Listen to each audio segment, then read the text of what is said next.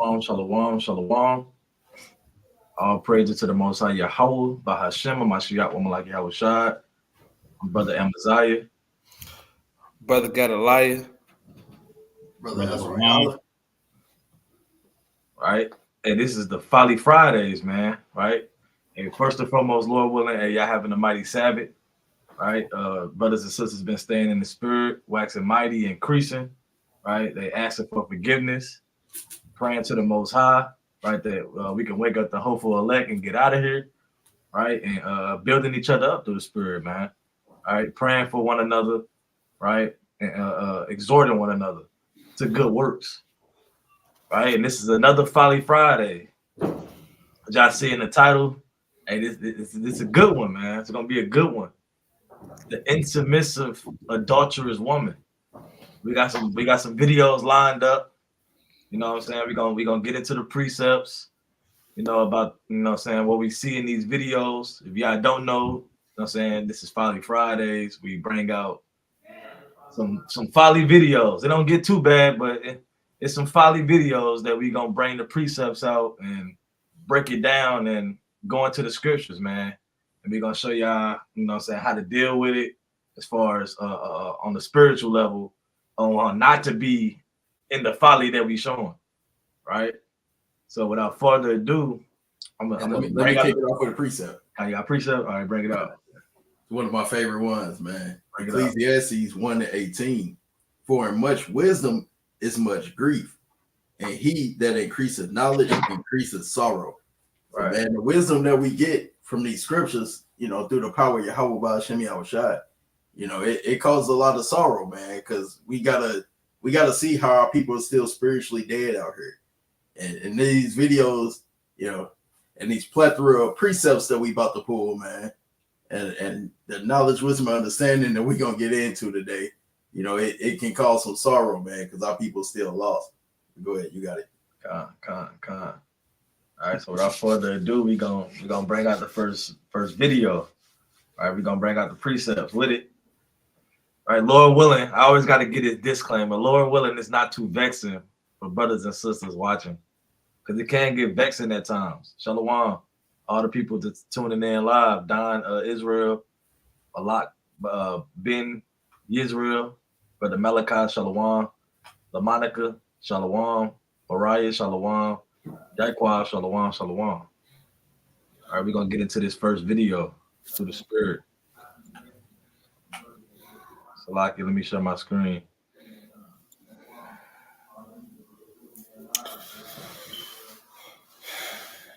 Salaki, let me get this first video. Yeah, here it is right here. Let me know if y'all can see it. Can y'all see it? Con, I can see it. Con. All right, this will be the first video. Y'all may have may not seen it. It's been going around through the internet. All right, but we gonna get into it. All right, just play it. Let me know if y'all can hear it or not. You can hear it.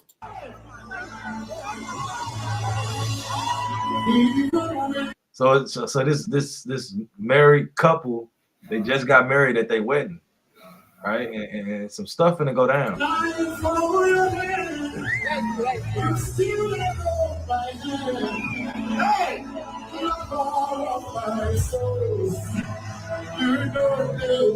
No, this the.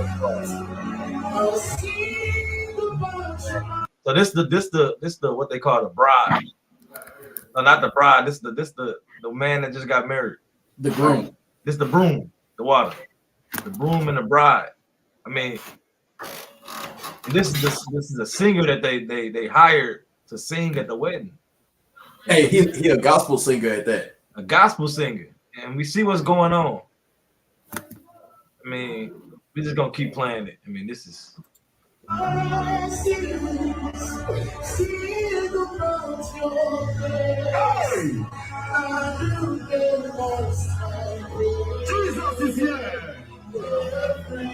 He said, I don't know if y'all caught it. They said Jesus is here. Man, that's with money in the air. Oh, yeah, Slocky. You pause one more time. Yeah, First of all, these are Hamites. yeah. I mean, they might be. I mean, we never I know. don't know. I don't know, man. They might be. They might might be. be Jake They down might there. be Jake. You know what I'm saying? They might be on West I Africa mean, somewhere. Hey, you never know. Through God, the they look spirit, like I mean, they sound. I mean, Salaki through the spirit. You know, these them only people I it could be seen like Ham though. looking at those things. Like a lot of Hamites do stuff like that. They throw a lot of money around. It's like a little tradition that they do in their marriages over there. But Oh, I could be wrong, Salaki. oh. I mean, but it's not even if it is Ham, it's not too far fetched for Eve to do some shit like this. All right. You're right.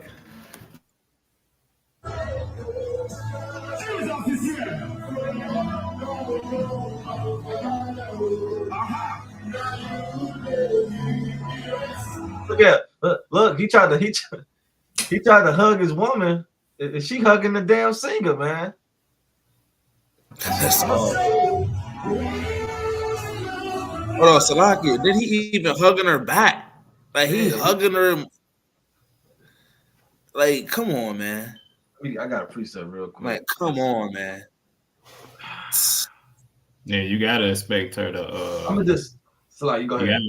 You gotta expect her to throughout the marriage for her to be going off because initially she's showing you what she own already. You That's know, the spirit. That's the spirit. I was exactly gonna go into that because, I mean, Jake at this point he has no control over her. I mean, it's just a bad situation, man. That's why I'm gonna bring this precept out. This is the book of Sirach, chapter 6 and verse 7. I mean, this is a classic precept. Before I get this, I mean, no woman should be like this with any man. I don't give a damn if he's a billionaire, the most famous singer, or whatever, man. You shouldn't. I mean, no man should be able to have you out of control like this. Can't control yourself. You're on your knees, crying and begging for another man, and better yet, at your wedding. Yeah. I mean, that's just a red flag.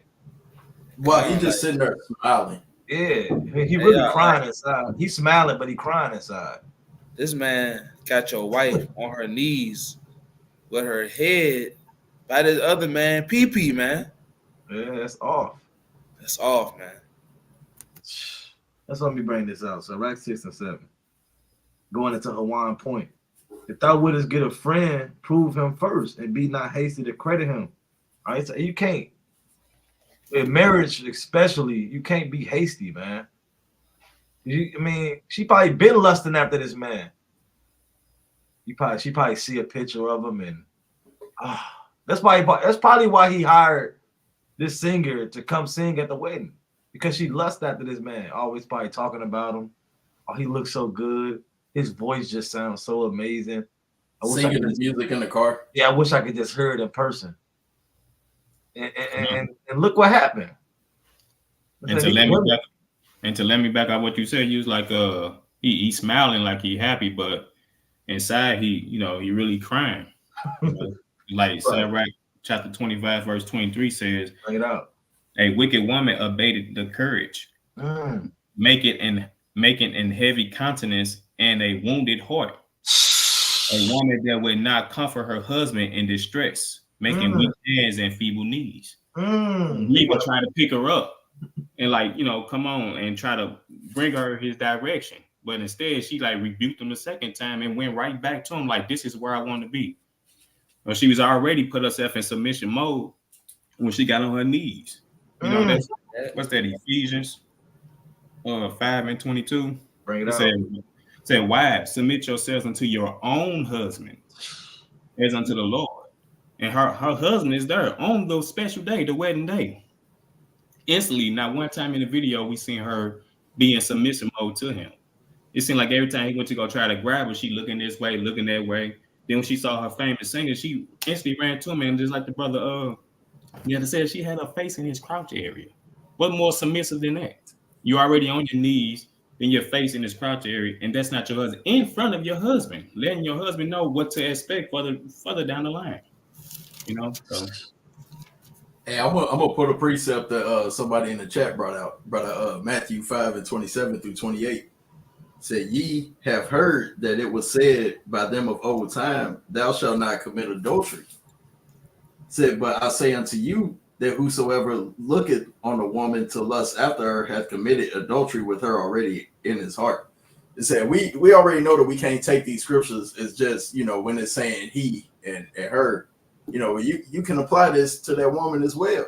The way that she on her hands and knees, man, you see how she being submissive to that man already. I was like, I don't see when they go home that she gonna be, all lovey-dovey with this man. It seemed like she lusted more after this singer than she is this man. So we already know the wicked thoughts of our people, man. She probably would do it and be sitting there picturing his face, man, going off. Yeah. That's off, man. That's off. I got a preset. Could somebody get it out of the GNT though? I got you. It's Proverbs 6:32 in GNT. This is the book of Proverbs, chapter 6 and verse 32 in the GNT. Hey, stop at 35. Bible shot. Book of Proverbs, chapter 6 and verse 32. But a man who commits adultery doesn't have any sense, but he is just destroying himself. He will be dishonored and beaten up. He will be permanently disgraced. A husband is never angrier than when he is jealous. Hey, hold on. So look, he would have got his ASS whoop, man. You sitting there smiling as your wife is showing her submissiveness to this Christian singer with the daggone high top fade, man. The Philly with the Stefan, man. No, he got the play going on from House Party. He got the what do you call the Gumby, man. Hey, he's supposed to get beat up, man. All right. He trying to smile off his jealousy, man. He trying to smile. He trying to grab his wife by the hand. Hey, she kind of like, hey, like get off me. You know what I'm saying? And then he extra with it. You know what I'm saying? Because he probably lusting off his wife in that tight bridal gown. And he extra. Hey, look, the man hand is at her waistline, man. Hey, you know when a man hug a woman and his hand is like right there above the cheek. You know what I'm saying? You know what that means. He trying to like he kind of like caressing that thing, man. He kind of like caressing her, all in your face with the mic, serenading your wife. Hey, he doing all types of foul wickedness in his head to your wife. You already know that you're jealous because you're trying to grab her. She moving away, brushing off. Hey, but could you continue to read though, Baba Kashan? Salakia.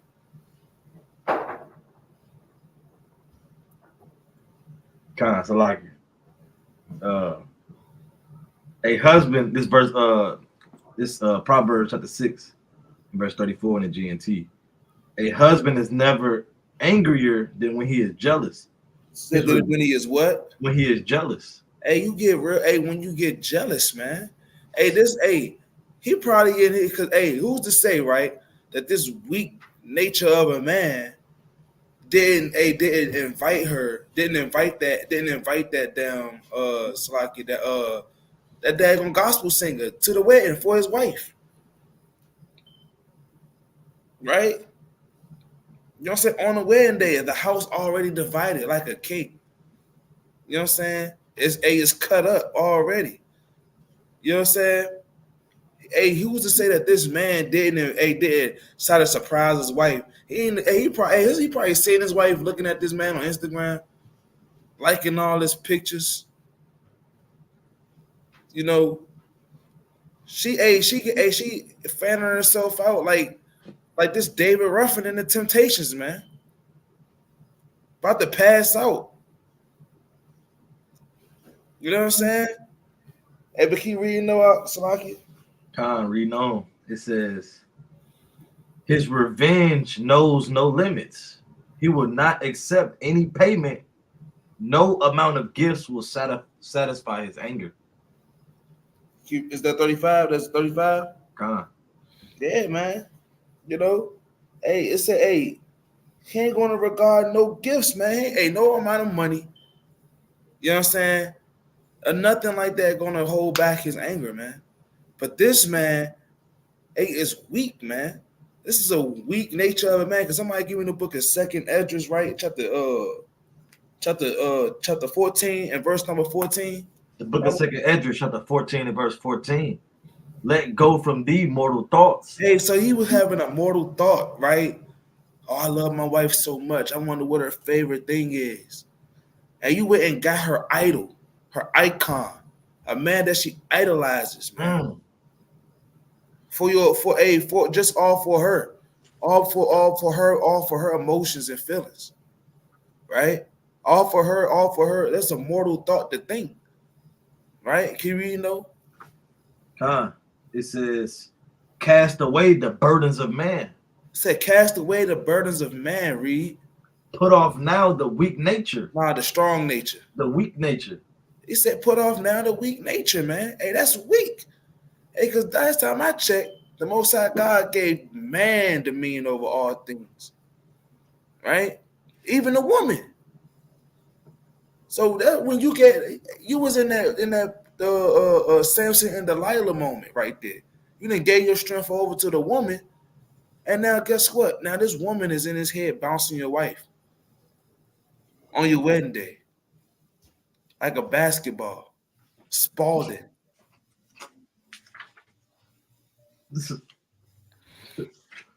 You know, probably slam dunked her, man, in his head. Vince Carter put his whole look. He got his whole arm on the rim of her butt, man. It's crazy, man. But I digress. Salakia. Yeah, that's a good point, man. Because I mean, he could just say one word and we can get out of here. Let's go to the tour bus. And she gone, man. Man, she not staying with this guy. She don't look at this guy with utmost respect. She don't look at this guy, as the scriptures say, as the Lord. And she looking at this guy like he's an angel, ready to come and bow down at his feet. Let me get this precept. This Sirach chapter 13 and verse number 22. It says I'm gonna start at verse 23. When a rich man speaketh, every man holdeth his tongue, and look, what he said, they exalt it to the clouds. So, I mean, all these celebrities, man, hey, people quick to listen to them. They quick to hear what they got to say. I mean, it could just be folly and madness, but they quick to hear it. Why? Because they have money. Why? Because they put these people on a high pedestal. They look at them like stars, like angels, man. And, I mean, God forbid this guy that's supposed to be her husband start speaking, and this guy step in and say, let's go. And she do it. I mean, that'd be sad, man. But I'm sure she'd do it because she already submitted. Like the brother said, she's down there by his, I don't even want to repeat it. She's down there by his thing, man. Right? I mean, it's really nothing else to say about it, man. She's going. I got a precept for what the brother Alan Sanders said, man. Right. Chapter 9 and verse 4. Use not much the company of a woman that is a singer, lest thou be taken with her attempts. See, we already know how it is when somebody's singing. You know, it gets you in that spirit, man. It make you just start doing things that ain't normally of yourself. I was like, so you see how she acting. This man, as soon as he come up, he just started singing. And what happened? The sister ain't focused. Now she focused on him. She ain't even focused on the wedding day no more. She ain't focused on being the bride. She ain't focused on being the daughter of Zion. You know, if these are Jake. Verse 5. Gaze not on a maid that thou fall not by those things that are precious in her. And that's exactly what the sister did. She just fell to the lust of the flesh, the lust of the eyes, man. Falling, just going over to her own desires, man. Got that down. that daggone twink spirit, man. Yeah, that's off. Let me keep it going though.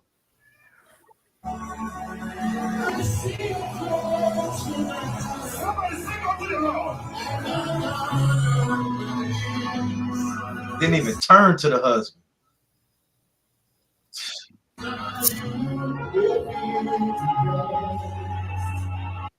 He grabbed her hand and let go. Yeah, pushed him out the way. Nigga, please. Do you see who her? This is crazy, man. Off, man. Right, we gonna move to the next video though. It's madness, man. It's madness. We're gonna move to the next video because I mean, she's not the only woman doing this, man. I mean, all these women think that they don't really need no husband, no man. They don't think that the man should be the head, which we know. We're gonna get into the scriptures. We know the order, right? Yeah, everybody know the precept. You said what? Precept too, yeah, you could tell she ain't being shamefacedness. Hell no. Like 1 Timothy 2:9 speak about. And just like Sirach chapter 25, verse 3, it says, if thou hast gathered nothing in thy youth, how canst thou find anything in thine age? You could tell she wasn't taught anything. Right. She wasn't brought up on the right thing because she'll be showing it now. She'll be shamefaced, like 1 Timothy 2:9 say. Right. Just like Proverbs chapter 22:6 say, train up a child in the way he should go. When you're old, he will not depart.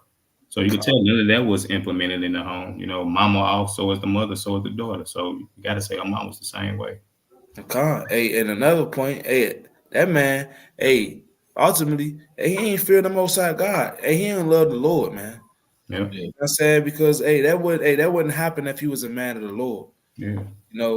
First and foremost, let's just get that out the way. Hey, the man of the Lord ain't gonna deal with that, man.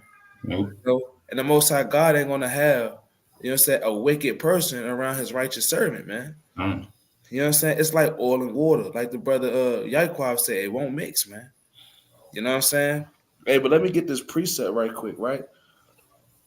And it reads, it says, this Sirach 25 and verse number 12. It said, the fear of Yahweh is the beginning of his love, right? So if this man had the fear of the Most High God, he would have knew what love was. He would have knew that, guess what? Like I said in Sirach, the 6th chapter, you know what I'm saying? To prove that woman. Not do a daggone, what's that dude name? What's that dude name? Put that woman first, man. Jaheim, man.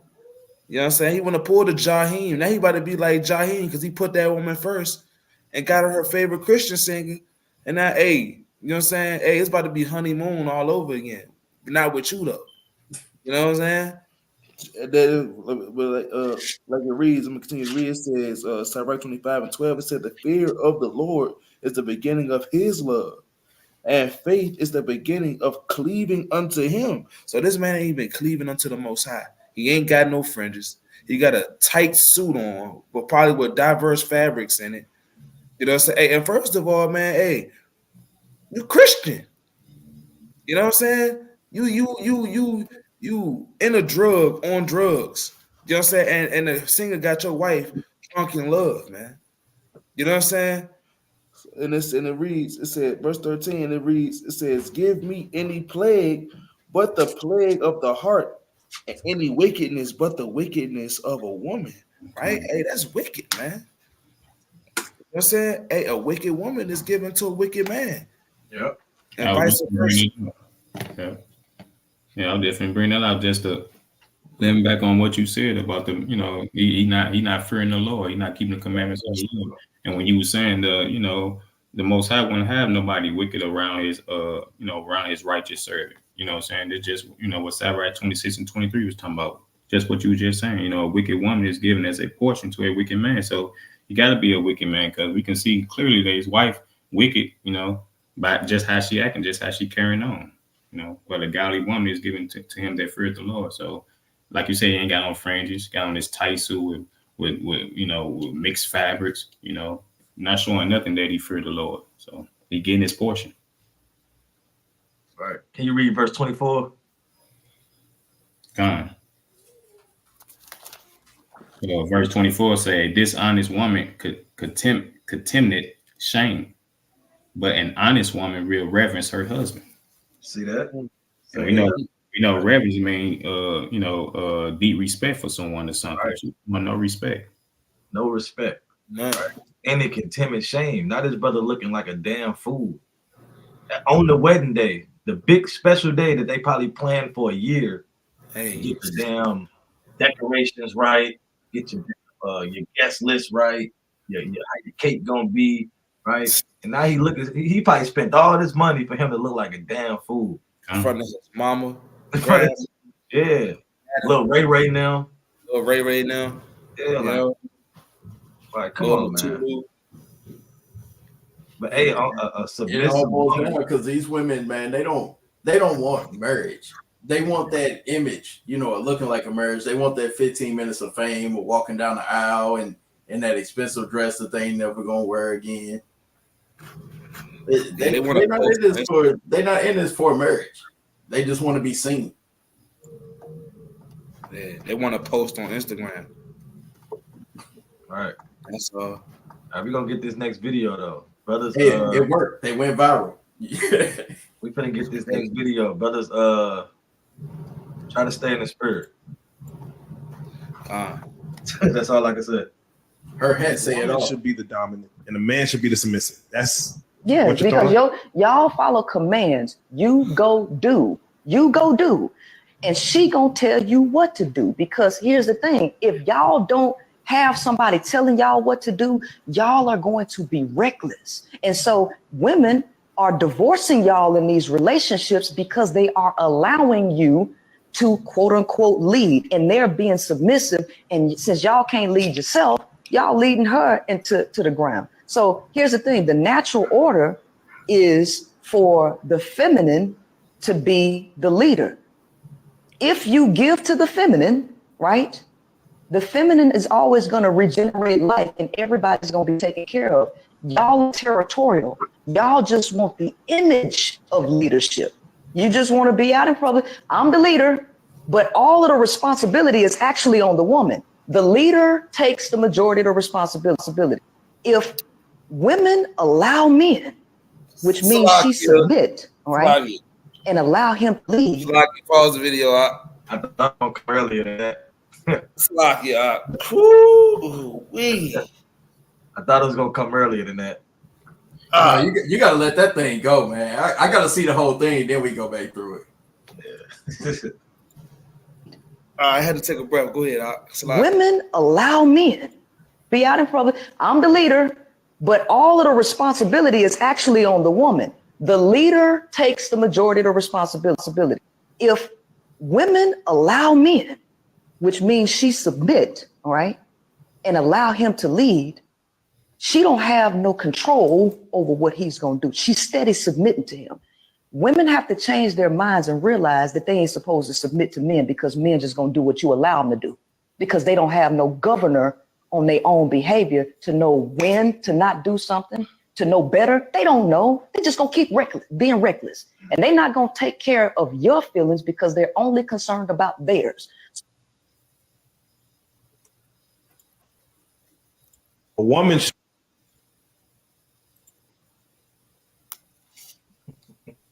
I need a second to let that one just marinate, man. Brothers there. Well, let me get this precept, because we know this scripture, and we know that this lady doesn't know what the hell she's talking about. All right, this is the book of First. Actually, you know what? I ain't even gonna get that. Let's go to Genesis. Let's go to the book of Genesis, chapter 3, and verse number 16. Didn't the Lord say, because of the woman's sin came into the world? Eve, they need a leader, man, because they go to hell off. They're easily beguiled by Satan, right? Let me get this real quick. This is the book of Genesis chapter 3 and verse 16. Unto the woman, he said, I will greatly multiply thy sorrow and thy conception. In sorrow thou shalt bring forth children. It's the point. And thy desire shall be to thy husband, and he shall rule over thee. Right? So because of your lack of discernment, your weak and feminine nature, right? You was beguiled, right? And you brought sin onto Adam, man. Right? Because you need a leader and you need a head, right? And the Lord said that the man, your husband, is gonna rule over you. Not with this woman saying that what they say, the woman should be the dominant and the man should be submissive. Somebody, it's the natural order for the woman to be over the man. I mean, that's just not right. I got one at you. You got that damn Beyonce who run the world, girl spirit. That's off. That's off. All right, your brothers got it though. Got First Corinthians 11 and 8. It said, "For the man is not of the woman, but the woman of the man." And that's the way that the Lord set it up from the beginning. He said he made Adam, then he made the rib. He didn't make the rib and then the man come first. This is not that proverb of the world when they say which came first, the chicken or the egg. And they just feel like, oh, well, the physical had to come from just the egg and they keep going. That's off, man. That's off. Verse 9. "Neither was the man created for the woman, but the woman for the man. For this came ought the woman to have power on her head because of the angels." I said, that's what the woman wants. She just want to be in control, man. She don't want to be submissive, as we see in the other video, as we see throughout all the scriptures. This is what Sirach 25 going into Sirach 26. This is what Proverbs talk about. It's because the woman is the one that got led by Satan first. She the one that got led away by the serpent, and then caused Adam to go off. It said every time a man listens to a woman, he get led into destruction, man. I'm gonna pull another one. I got 1 Timothy chapter 2 and verse 11. "Let the woman learn in silence with all subjection, but I suffer not a woman to teach, nor to usurp authority over the man, but to be in silence. For Adam was first formed, then Eve." So just going into, that's the way that the Lord had to set up from the beginning. Who are you to spit in the Most High face, tell him that he wrong, that he created order to just be crazy, man? We're not dealing with Esau laws and how they make order out of chaos. The Lord got everything set up decently in their order. Right. So because we already know just through observation throughout time, you see that women, they rather rule with their feelings instead of thinking, like what's the word I'm trying to use? But like we're actually just thinking, logically. It's like that's why the Lord got this set up. They ain't supposed to be usurping the authority over the man. Talk about every time that a woman submit to the man that he just gonna do what he want to do. No, every time you let Eve do what the hell she want to do, she start going off, and that's why women make it bring it forth monsters, like it talk about in second Esdras. That's why we got the Proverbs talk about it, as the mother, so is the daughter, because you're training up children to be the same way you were, or even worse. That's why the love of many is waxing cold as time go on, man. Brothers got it. Yeah, just precept right quick. Go ahead. Grab this precept right fast, man. This the book of 1 Corinthians, 11th chapter, and verse number 3. Right now, this is the order, man. The classic. That's the spirit, brother. Hey, this is the order, man. Right?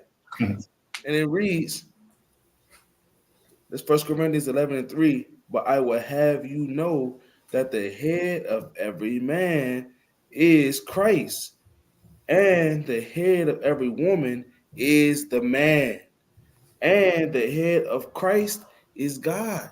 Right? So how could you be obeying the Most High God? How could you be following Christ if you don't obey your husband, sister?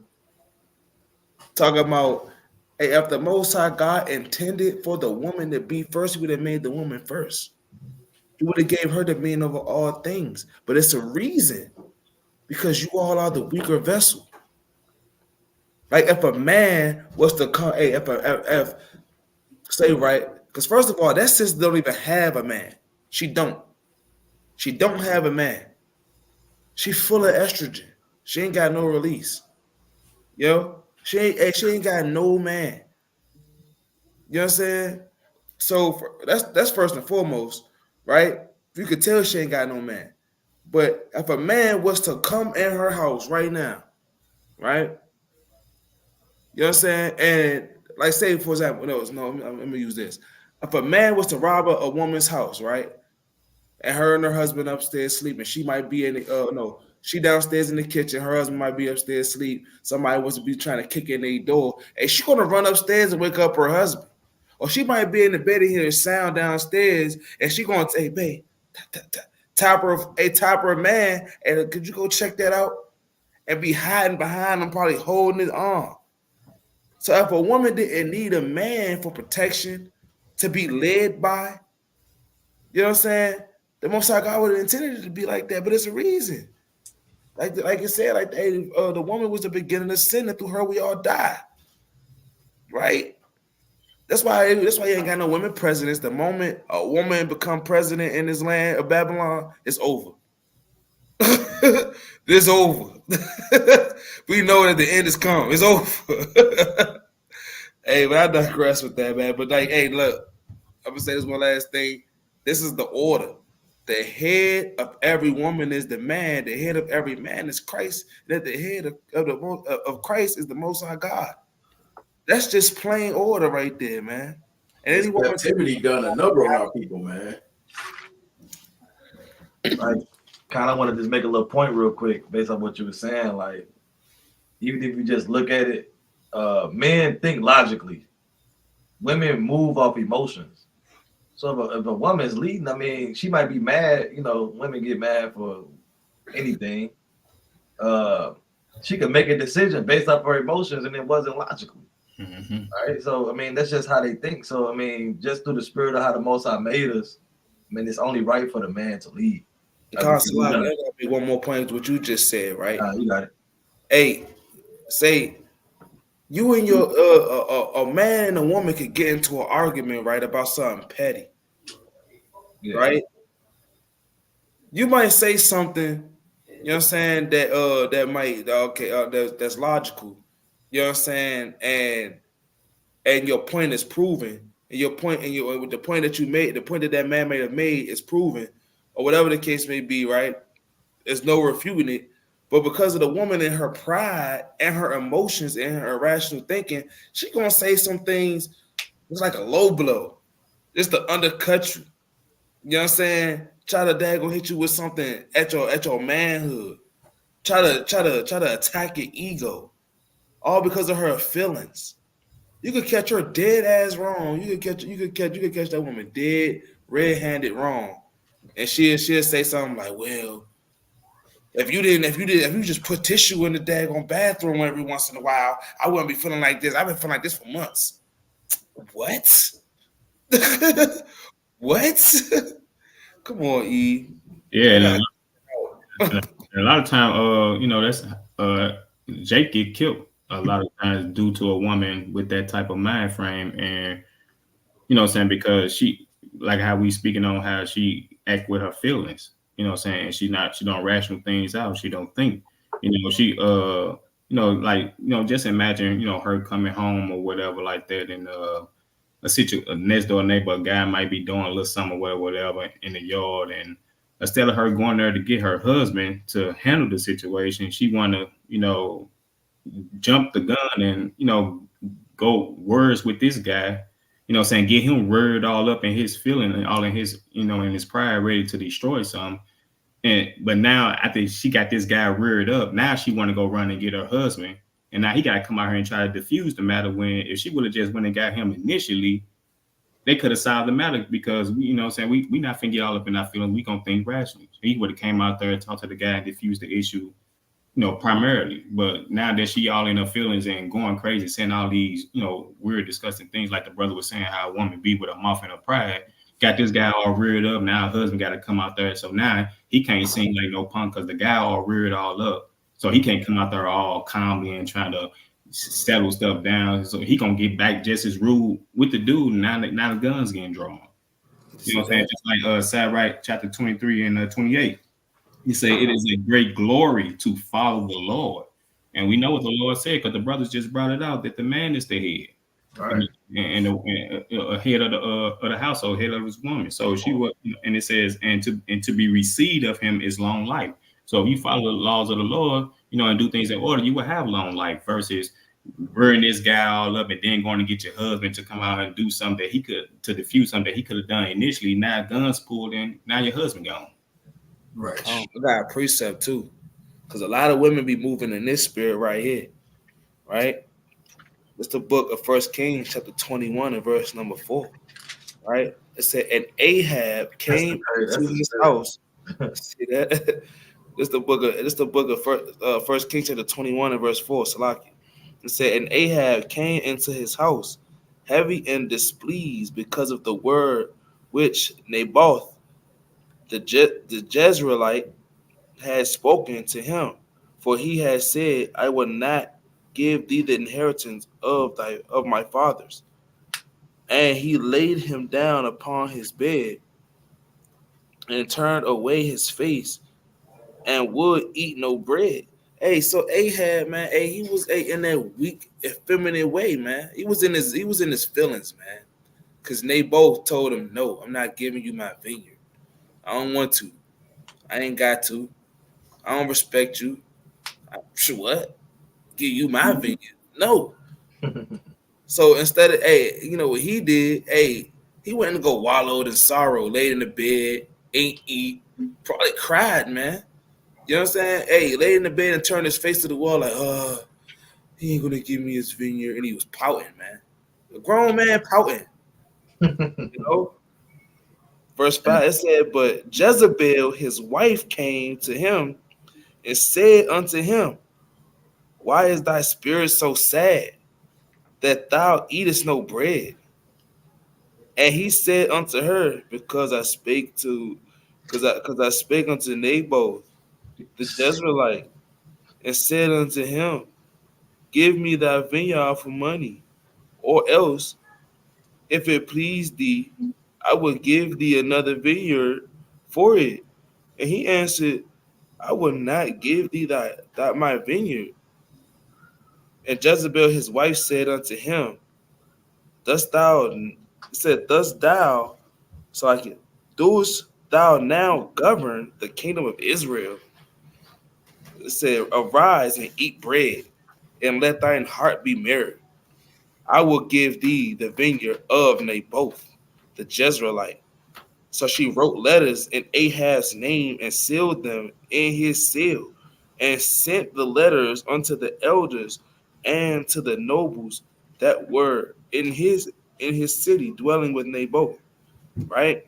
So a lot of these men be moving in that weak and effeminate spirit, saying, man, I don't know. What you think, babe? What you want to do? I don't know. He told me no. Oh, man. I'm just tired of working, babe. Well, just stay. And then he go eat. Man, just stay home. I go get this money. Go ahead and take care of the kids. It's crazy. Look, and Jake sitting there scratching his head. So, well, I guess, I do like playing 2K. Kids listen to me anyway. I don't like when you stress out so much, babe. Man, get out of here with that, man. Stop being effeminate, brother. Can you bring me a quarter pounder when you get back? You about to go to work. Could you make sure you give me one of those chicken biscuits with the extra honey on it for Wendy's? I like those. Or the mumbo sauce on the chicken. Talk about some love you. Have a good day. You was a strong woman. Get out of here, brother. Get out of here, man. Hey, and a lot of the times why Eve think like this, a house husband. See that? That's off, man. Damn house husband, man. Got a lot of these brothers got the house husband spirit with the hole in their socks, sitting around with the nasty and one shorts. in a dingy tank top. Hey, doing TikTok dances Right. while the kids taking a nap. Slapping their hips and stuff. Slapping their hips and rubbing their bellies while they shaking their hips, man. You know what I'm saying? Doing weird stuff, man. And doing them dances like Nick Cannon on Little Dog Cost of Thing. Man, that's off. You know what I'm saying? But a lot of these, and it's a lot of these brothers, and it's a lot of you brothers. You know, it's a lot of you brothers that make women like this. Got that damn Jaheim spirit. Put that woman first, man. Now you wonder why you had locks, right? On your forehead, and now you're looking like Stevie Wonder. 6 years into the marriage, man.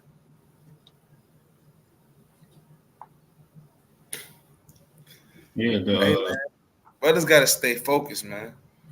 Yeah, just like Sirach 25 and 22 says, a woman, if she maintain her husband, is full of anger, impudence, and much reproach. God.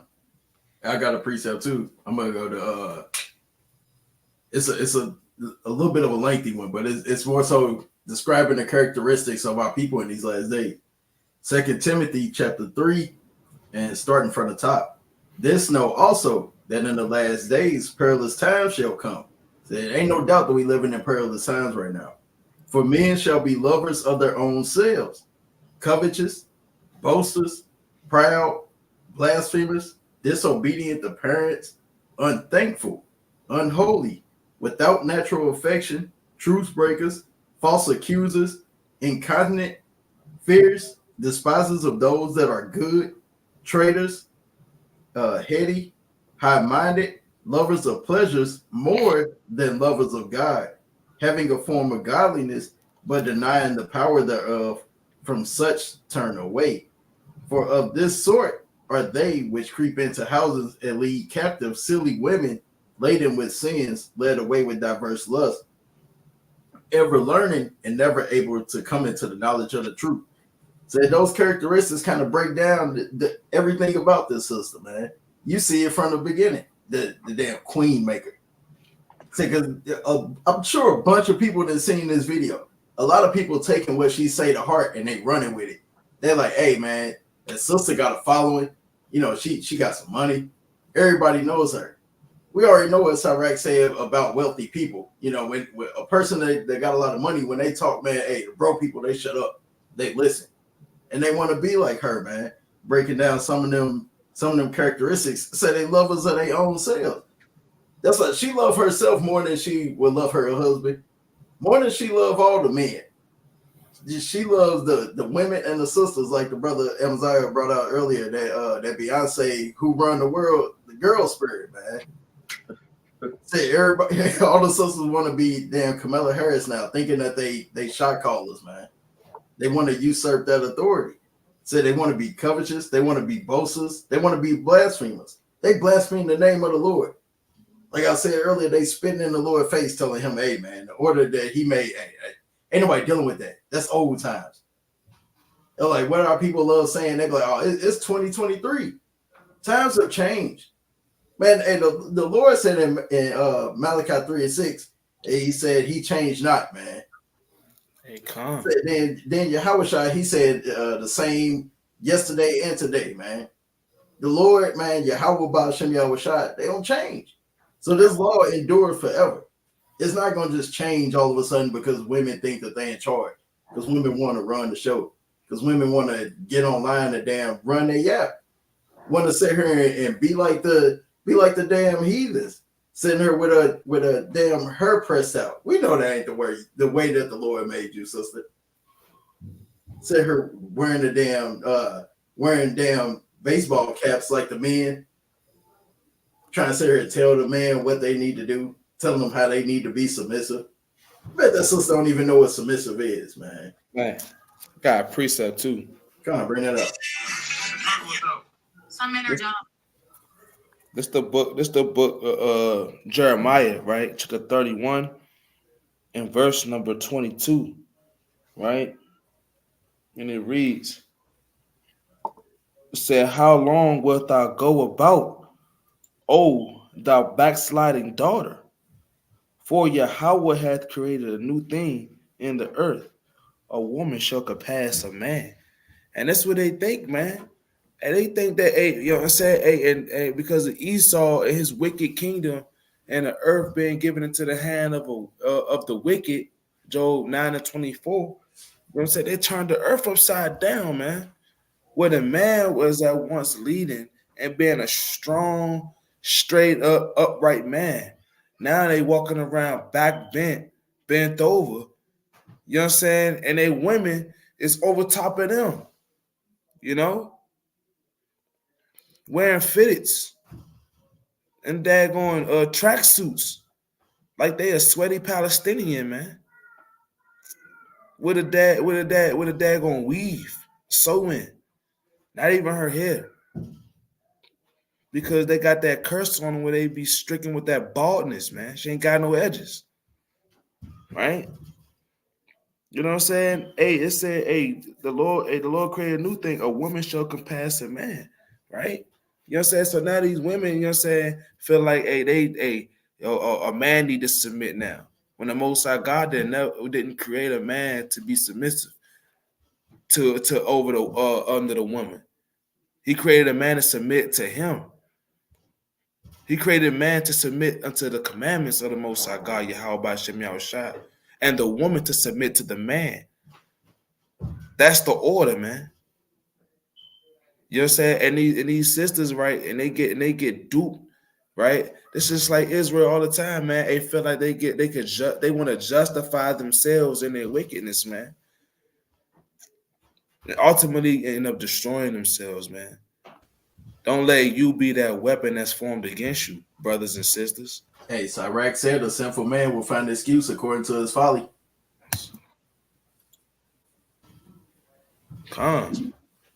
Should be the dominant, and the man should be the submissive. That's because y'all follow commands. You go do, and she gonna tell you what to do because we follow commands. because y'all follow commands. You go do, and she gonna tell you what to do because here. Hold on, Salaki. You go do, and she gonna tell you what to do because she gonna tell you what to do. Honey-do list, man. The Esau at work, they always saying that every weekend they be talking about, hey, I got the honey-do list. That woman just sitting there shaking her hand at them, telling them, hey man, go do this, go do that, and they just, yes, dude, walk off like a damn coon, man. I got a precept. Tell them to go sit out in the car. I got a precept. Crazy. Before we move on, I got a precept too. That's the book of That's the book of First Kings again, right? Chapter 16, and I'm gonna start at verse 30, right? And it reads, "And Ahab, the son of Omri, did evil in the sight of Yahweh above all that were before him." He said, above all that was before him, right? Verse 31. "And it came to pass as if it had been a light thing for him to walk in the sins of Jeroboam, the son of Nebat, that he took to wife Jezebel, the daughter of Ethbaal, king of the Zidonians, and went and served Baal and worshipped him." Right? So the Zidonians, man, hey, these are the old Canaanite, it was one of the ancient Canaanite tribes, man. You know what I'm saying? Hey, he took to wife a woman, right? You know what I'm saying? From the Canaanites, right? You know what I'm saying? From the ancient Canaanite, from the Zidonians, man. Jezebel, man. You know what I'm saying? Hey, and guess what she got him to do? Bend his will. Cause he was walking with that crooked back, like some of these men walk. You know what I'm saying? With their back bent in, back more arched than the St. Louis Ark, man. You know what I'm saying? Like they from 8th and Pine, man. You know? And that's off, man. And now you got them serving other gods, man. Got them serving the woman, man. Being submissive to the woman instead of to the Most High. Just like that one brother and that other thing, man. That's what happened. That's a prime example of what happens when you submit to your woman. You see a woman submit unto her idol. I want to go back. I want to touch back on what you were saying in 1 Kings 21. I wanted to make a point in that dealing with Naboth and Jezebel. I'm gonna read verse 7. It said, "And Jezebel his wife said unto him, Doest thou now govern the kingdom of Israel? Arise and eat bread, and let thy heart be merry. I will give thee the vineyard of Naboth, the Jezreelite." Right. So first off, Jezebel just told him what she finna do. Her husband's like, I'm finna speak in your name. I'm finna tell you what I'm finna do. Right. It says, so she wrote letters in Ahab's name. So she's speaking in her husband's name. Now she's kind of taking the role. It says, and sealed them with his seals, and sent the letters unto the elders and to the nobles that were in his city, dwelling with Naboth. Right. So she really pressed over that land that he wanted more than he is. He kind of just took the L. I'm like, damn, man, it is what it is. He down bad and moping and all that, but he kind of just took the L, right? But the woman moving out of her damn emotions, right? She kind of overstepping her husband. It says, and she wrote in letters saying, proclaim a fast and setting the bar on high among the people, and set 2 men, sons of Belial, before him to bear witness against him, saying, so she's setting up false witnesses. It says, thou didst blaspheme God and the king, and then carry him out and stone him that he may die. Right. So she set up false witnesses for Naboth to get stoned and killed just to get that land. And so this is what happened when you let the woman lead. Right, moving after her emotions, right, making actions after her, whatever they want to do, and getting the innocent man killed because he didn't want to give up what was rightfully his. Hey, I got a precept, but I got something that was inherited to him. That's wicked, right? That's madness. Hey, Con. Right, I wanted to touch on that point. Hey, I got another point to that one though. Like the brother Hawan was talking about, right? You know, that's what happens, like literally in the world. You know what I'm saying? Hey, a woman might get into it with a man being wicked, being promiscuous. You know what I'm saying? And her not wanting to get caught in her promiscuity, right? She'll come up with like, oh yeah, he was trying to talk to me, and I told him my husband killed people. While and you boosted your husband up, you know your husband ain't a damn killer. You know that man, that man might have been a real killer. Just off of you and your pride and your lies and your promiscuity being out of order, sister. Put a spirit on that man.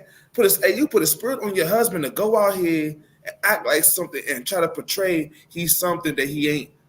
Try to dumb down that man that you was doing that to, you know what I'm saying? That you was being promiscuous with, and now you got this man who really about that life, and the man that you with that's not really about that life. He hop out there, innocent man get slain in the streets, all off of something that you said, off of you moving out of order. That's why you gotta keep your mouth shut. You can picture that. She's sitting there being like, "Hey, you the man. You can do this. You tough. You big, Richard. You can do it." And then he's sitting there like, "Yeah, like they get rowdy at the football game. Like, yeah, I can do it." Like it. That's kind of what she destroyed. That's kind of what she did when she asked him that question. She was like, "Are not you the governor of the kingdom of Israel? Like, don't you know? Hey man, you running shit, right? Yeah. Scooping his head up.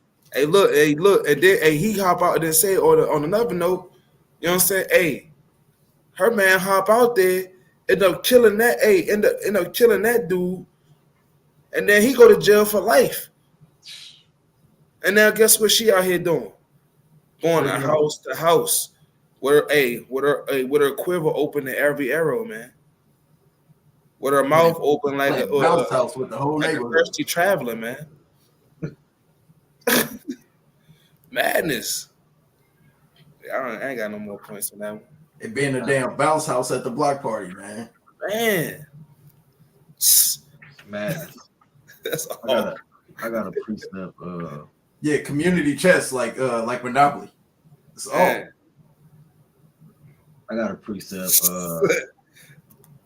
This is the book of 1 Samuel chapter 4 and verse number 26. Yea, many there be that have run out of their wits for women and become servants for their sakes. Many also have perished, have erred, and sinned for women. Right? Hey, Jake do anything, man. Like he was going into, he might go out and kill somebody over his woman, right? And she might just, and what she's saying might not even be true. But you know, Jake, he ready to hop up for his woman. Might have said, yeah, he looked at me like this. He looked me up and down. He tried to get my number. You ready to hop up and whoo, right? Point him out. Like that's how Jake moved, man. Right? So many have erred and sinned for women, man. Now you moving after your emotions, right? Because women can get you in your emotions over the smallest things, especially if it's a woman that you love, right? And you gonna kind of get out your emotions and not be thinking straight, right? That's why it says many have erred and perished in sin for women, right? So you gotta move in the spirit with these type of women, man. Yeah, right? Man. I got a precept to what that brother was what the brother Alan Saunders brought out. It's the book of Proverbs, chapter 31 and verse 3, right? It says, give not thy strength unto woman, nor thy ways to that which destroyeth kings. Pertaining to that precept, man. Hey, don't give your strength over to a woman, man. You know what I'm saying? Hey, because the moment you do, you're going to err and you're going to sin. And then ultimately you're going to be put to death. You know? It's just a downward spiral, man. Into the grave. Most High gonna give up the ghost and put you to sleep. Gonna knock you out. Straight one-on-one. Right. You're gonna get knocked out. You ain't gonna be no sneak attack. It's gonna hit you right in your face. Like it said in Deuteronomy, the 7th chapter, verse 10, he's gonna repay you to your face. Straight up. Hey, look, it's more on that though. Because verse 4 say, it is not for kings, O Lemuel, it is not for kings to drink wine, nor for princes strong drink. Listen, this strong drink ain't always, just the liquor, what I'm saying, or just the wine. It's going into the doctrines and the philosophies of this world. It's verse 5, lest they drink and forget the law and pervert judgment of any of the afflicted. Listen, and that's what happened when you brought out the story in 1 Kings. Said he perverted judgment. You know what I'm saying? And sat there and caused things to go the complete opposite way of the way she was trying to hype it up, man. Because women or have a king fall short, man. She brought up, said he trying to sit there and tell them, hey, ain't you the governor? Ain't you supposed to be ruling? She hyped you up. And now you sat here and just went off your own thoughts, went off the flesh and got destroyed, man. And that's what the Lord do with his people. It's that pride of life. Yeah. It's what happened when you be covetous. It's what happened when you be a boaster. That's what happened when you become a lover of your own self more than the lover of the Most High God, not following his orders. If you ever read 1 Kings, read it and figure out what happened in Jezebel and her husband. It wasn't pretty. We're gonna play this video and we're gonna jump to the next one. We got another one. Might as well skip that one. I'll just yeah, you can skip that one. That's all. Our brother gotta watch this one. One more time. She gonna tell you what to do because and she gonna tell you what to do because follow commands. You go do. You go do. And she gonna tell you what to do because here's the thing. We done with that one. But Hey, this next one it's not gonna be as vexing. It's gonna go along with the first video that we played. I'm gonna play it one more time if anybody just tuning in on what video I'm talking about. She tripping like big shoes. I'm gonna play this one more time. Hey, this show how people got a zeal of knowledge, but not according to God. Because she said we got commands, and them commands we would do. That's what we said in Exodus. Right. We was dealing with Moses. He said, "Hey, all them things that the Lord said we would do." So we gonna play this video. This is the first video we played. The next video we got, it goes along with the this video. Like on the flip side though. So this is at a wedding. Anybody that's just tuning in, this is at a wedding.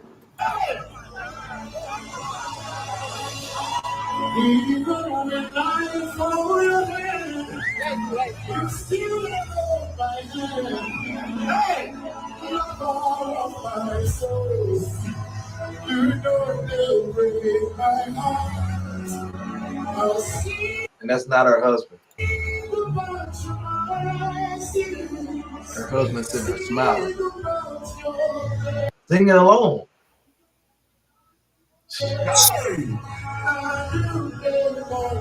This dude weak.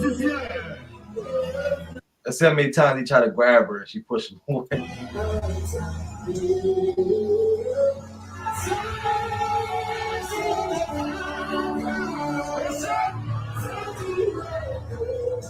In his spirit, because in his spirit, he like, all right, it's kind of enough now. Let me kind of get you off of this guy. Like, yeah, come on. This remind me. It was enough when she dropped to her knees. Yeah. This remind me of Lamentations chapter 3, verse 36. It said, "To subvert a man in his cause, the Lord approveth not." And you know, and the definition of subvert is to undermine the power and authority of someone, and that's what she's doing, undermine the power and authority of her husband. He's steady reaching for her. Mm-hmm. See that? Dude right here, he like, wouldn't be me. He kind of got to wipe the sweat off. Hey, wouldn't be me. He's sitting there with the look like, bro.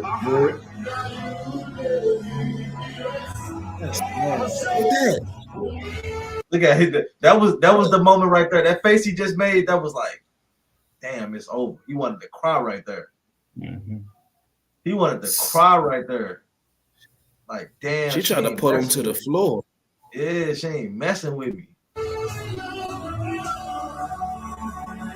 I wouldn't even feel like that's my wife. That ain't his wife, bro. She got off of him and got right. Oh man. Come on now. You see the way she just looked in his face? He just looked like, damn, this is real. And turned around.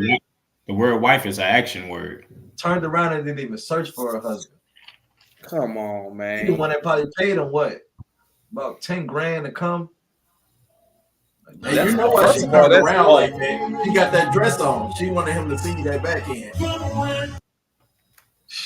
That's madness. That's why these damn westernized marriages, man, it's really set up around a woman. The big ring, the big wedding gown, the cameras, the makeup. I mean, it's all. You can't go and see your woman when she like. Come on, man. It's somebody I got a precept. Bring it out. Somebody got the GNT with the apocrypha in it. What you need? I need Wisdom of Solomon 14 and verse 12. Because she already literally like in spiritual adultery, man. She already got spiritually bounced through the spirit. And in 14:12 in the GNT, sexual immortality began when idols were invented. Said what? Sexual immortality began when idols were invented. They have corrupted human life ever since they were first made. See that? So when you give your strength, whenever you give your attention to the most, whatever you give your submissiveness to, whatever you bend your will for, you made that an idol, man. You know, you put that in your heart that, oh, this is my favorite gospel singer. Oh, I just love how he sing. He got that. He sent chills down my spine every time he hit that note. You know, and sisters know that singer that they like back in the world. You know what I'm saying? If you in his truth. You know what I'm saying? And even sisters that's watching this thing right now. You know what I'm saying? Through the spirit. You know that singer that get that hit that note that make you feel that type of way. That's why she dropped to her knees, man. He came out hitting that note that she liked. You know what I'm saying? And she bowed down like the people bowed down to the Christmas tree, man. And she bowed down, man, to her idol, man, to her icon, man. Yeah, he hit the note she like, and now next she gonna want him to hit the spot she like. Man, that's all. You know what I'm saying? And spiritually, in the spiritually, she already fornicated, man. She done freaked off already. You know what I'm saying? Because look, she didn't gave up. You know what I'm saying? Hey, she didn't gave up. You're saying the order, man. Hey, she doesn't reverence her husband. Her husband standing there with that sick-looking bow tie and that nasty white suit. You know what I'm saying? With the stiff neck, combed out, groomed beard. You know what I'm saying? And his bride is about to get groomed by another dude, man. That's off, man. In the spirit.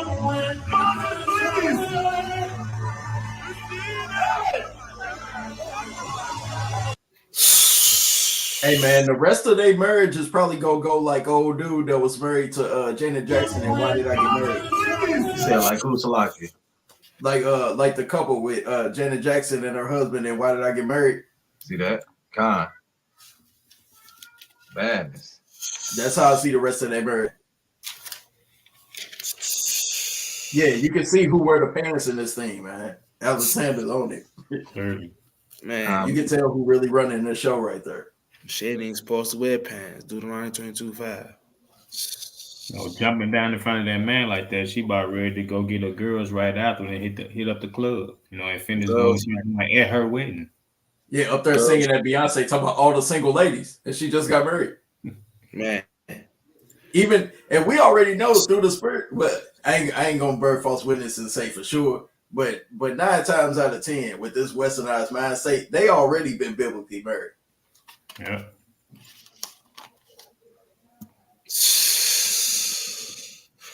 Man, I'm so grateful to God. I have so many and a million words to say to tell you how much I love you. But one thing I want to tell you and promise you, Miles, is I'll forever submit to you. I'll forever submit to you. I'll forever submit to you, Miles. I'll forever respect you, Miles. I'll forever honor you, Miles, as the head of our home and no other. There is no other. There is no one. No plans of hell will ever prosper in our marriage and will ever hold me not to be a wife that is a Proverbs 31 woman. I will become that woman that builds the home as I follow you, as you follow Christ. That is the only thing that we will do in our household. And I promise and I vow that in heaven they hear. On earth, I declare and decree, I shall be a submissive wife unto you as we continue to do this work of God. Because to us, this is beyond just love. This is about God. This is about kingdom. This is about our duty, reflecting to the world what true marriage, what God really intends for marriage to be. I honor you, Miles. And I love you with my all. Right, got the precepts. That's mighty. That's mighty. Let me get this. This is the book of Proverbs 31. Right? Proverbs 31 and verse number 11. Right? Yes. It says, the heart of her husband doeth safely trust in her, so that he shall have no need of spoil. She will do him good and not evil all the days of her life. Yeah, right? Took it out from me. Hey, Akim. This is a woman right here that you can. She bent the knee to her husband because she know the order, man. Mm. You know what I'm saying? Hey, she know the order. Hey, she said, hey, this is more than just us. It's more than just love. this is about the Most High. This is about God. Yeah. That's first and foremost. Yeah. You know what I'm saying? You'll say this is first and foremost, and that's mighty. Hey, let me hop down. It's verse 15. It says, he riseth also while it is yet night, and giveth meat to her household, and a portion to her maidens. Right? Hey, this woman right here, she ready to take care of the children. She ready to you know what I'm saying? Hey, while you at work or whatever the case may be, she's taking all her pride and energy, you know what I'm saying, all her energy into guess what? Making sure the house is ordered, nice and neat, making sure you got food to eat, right? Making sure the kids are in order. You know what I'm saying? Hey, making sure, guess what? Hey, when you come home, you know what I'm saying? Hey, she got bath water ran for you. You know what I'm saying? Hey, she got your the candles lit in the bathroom. You know what I'm saying? With the Epsom salt in the tub. You know what I'm saying? Got the hot plate for you once you get out. You know what I'm saying? Hey, that's mighty right there. Yeah. Dang. I got Let me hop down one more time. Let me hop down one more time. And it reads, it's the book, it's the Sirach 31 and verse 26. It says, she openeth her mouth with wisdom, and in her tongue is the law of kindness. She looketh well to the ways of her household, and eateth not the bread of idleness. Hey, she not on the phone all day, scrolling up and down, Instagram, Facebook, you know what I'm saying, Twitter, you know what I'm saying, all up into the latest celebrity gossip, Kiki Palmer, daggone, and her mother, daggone, all whatever's out there, she not into it. She ain't idle. It said her children arise up and call her blessed, her husband also, and he praiseth her, right? You know what I'm saying? Hey, he give her compliments, man. He said, hey, you doing a good job. You know what I'm saying? Hey, all praises to the Most High, man. Now that's a great example, right? Of what a woman in order should be like. I got a few verses that you know, and it's playing up on tables. You know, it's Sirach chapter 26, 1 through 3, and then I want to read 13 through 17. I mean 13 through 17. Sirach 26 and 1 say, blessed is the man that hath a virtuous wife, for the number of his days shall be double. Now we know, like, you know, the same way how we talk about how our women be wicked and evil, how it will shorten our life through the madness that she put us through, us trying to show that, oh, I got you back, baby, whatever you know, forget him, you know, whatever she put him up to do, and go out there and get done away with. The opposite of that is, you know, blessed is the man that hath a virtuous wife, for the number of his days shall be doubled. You know what I'm saying? Like, because, you know, we go out in the streets and we fight against Esau, we fight against our brother. You know, we fight against the whole world. It's like the whole world versus the black man. Then have to come home and fight your real too, fight your wife too. You know, that kills you, that destroys you, you know, at the end of the day. But if you got somebody, peace like that you could come on to, someone that you waking up to and going to sleep with, you know, got the clothes clean and the house clean, the clothes washed and the food prepared, that'll double your life. You know, they give you something worth looking forward to. And I want to make a point. Go ahead. Because stress can kill you. Come. Hey, if you stressed out all the time, man, that can kill you, right? So, like the brother just brought out in the Sirach 26:1, only a woman. I mean, and it's showing that women got power in the scriptures if they be submissive. They reverence their husbands. The power that they got is they able to give their husband his life can be doubled, man, by her. Only a woman can do that. I mean, there's no scriptures in it. There's no scripture that says Salakia. There's no scripture that says a man can double his brother's life or his friend's life. Only a woman can do that, right? So when women come in the scriptures, they say, all we gotta do is serve and do this and do that. I mean, you got power in the scriptures. right? If you follow your role, you got it. And verse 2 say, a virtuous woman rejoices in her husband, and he shall fulfill the years of his life in peace. You know, and we know what the life of a man is supposed to be about. It's supposed to, keep the laws and statutes and commandments of the Most High. You know, you got that virtuous woman right there backing you up. It makes it easy for you to tend to the matters of the Lord. You know, and then you can bestow that upon your wife, and she bestow that upon your children. Verse 3 say, a good wife is a good portion, which shall be given in the portion of them that fear the Lord. So yeah, you know, you fear the Lord, you know, you walk upright, you know, you will get that woman that will aid to you, your helpmeet. What is she that from what she is created for? I'm gonna jump down to verse 13. It say the grace of a wife delighted her husband, and her discretion will fatten his bones. Verse 14, a silent and loving woman is a gift of the Lord. And there is nothing so much worth as a mind well instructed.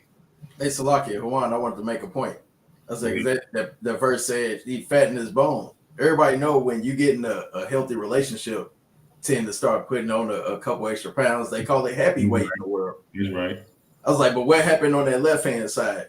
When you in a house with a damn a dagging woman or a dragon, as Sirach calls it, you know, then what happened? You stressed out all the time. You angry. You angry. You stressed out. You worried.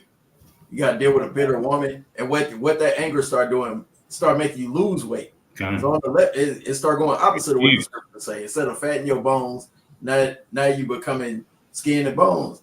People they ain't seen you in a while. They come around. They be like, "Damn man, you been losing weight." Yeah, it ain't from fasting. It's from going through it on a daily basis. We can eat juice. We already at work. You got to deal with the heathens. You got to deal with, you may have to deal with customers, or you may have to deal with what they call them, like different businesses and stuff that you may have to deal with. And then you into it with them all day long. They already getting on your nerves. Then you got to come home and deal with a woman that's sitting there yelling at you too. Man, that's like how you say you got to come home. Soon you walk through the door. What's that? Trey on Boys in the Hood. I mean, swing. You fight the whole room. And you need your real there to aid you and to run to you and be like, "What's up? What's going on?" And to uplift your spirit. And then now you got to deal with her too. I got a precept go along with that. This Sirach to the 35 and verse 24. He that getteth a wife beginneth a possession, a help like unto himself, a pillar of rest. Right. The point I wanted to make touching there is a pillar of rest. Right. A pillar is supposed to hold something up. Right. And he had that rest, man. Hey, when he had a long day at work, like you say, he come home, he been fighting demons, fighting this damn wicked Edomite boss, right? And he finally come home, and now he got that somebody to lift him up. Now he got rest. He got his food ready, right? Hey, what a Tara say in the comments said, finding ways not to go home. Got you on that Bruno Mars out there talking about smoking out the window. Yeah, trying to find ways not to even smoke, man. He just sitting there, damn, going through it. He driving around town. Oh, I ain't been. I'm gonna go back to my old neighborhood, right? I mean, just trying to find any way to not go to this damn lion at his house, man. Yeah. On the basketball court at 10 o'clock at night. Like, what are you doing, brother? Not trying to dwell with the damn dragon, man. Like the donkey on Shrek. Trying to live, and that's what you know. You don't want to be the donkey on Shrek, living with the damn dragon, man. Yeah. Sleeping with the dragon, breathing out fire. Yeah, I got a precept though. Unless you finish with that. That's it on that. But you want to have a pillar of rest, not a pillar of stress. You want that pillar of rest. Sirach 25. Start at the top. In 3 things I was beautified and stood up beautiful both before Yahweh and men. The unity of brethren, the love of neighbors, a man and a wife that agree together. And that's the point right there. A man and a wife that agree together. It's not like, that the other videos that we're seeing where, the woman is falling in front of another man, then worshiping him. She was saying in that video that we just watched, the sister said she gonna follow her husband the same way he followed Christ. Said that's order. That's going into all the precepts we done brought out so far. Because following her husband is doing what it say in Philippians 3:17. Said, brethren, be followers together of me, and mark them which walk so as ye have us for an example. It was like, so when you got a righteous couple like that, then, you know, other people look up to that. They're like, damn, man, I want to be like them. I want what they want. And like the same way you see a lot of older couples now, you be like, damn, y'all been together 35, 40 years, 50 years. How'd y'all do it? It's like that Tamia song, Still. They be like, hey, man, how y'all act like the same way y'all did back in the day? Y'all acting like when y'all first hooked up. How y'all keep that flame lit, as they call it, for so long? And if two walking together, you know, they're going to be agreed. Like it says in Amos 3:3. See, that's the spirit. So when you walk in agreed, you keeping these laws, statutes, and commandments together, you understand the order. You understand the things that are going to be prosperous for your relationship, for yourself. And as well, that's going to uplift all your brothers and sisters, and especially the children around you, because they look at you as an example. They see what righteousness look like. They ain't got a divided household. They house don't look like damn World Star or Maury Povich, Jerry Springer or something, man. I got a precept. I got one after you. Right. But this the book of Sirach, chapter 26. I don't know if brother brought this out already, in verse 26. Right? And it reads, a woman that honoreth her husband shall be judged wise of all, but she that dishonoreth him in her pride shall be counted ungodly of all. Right?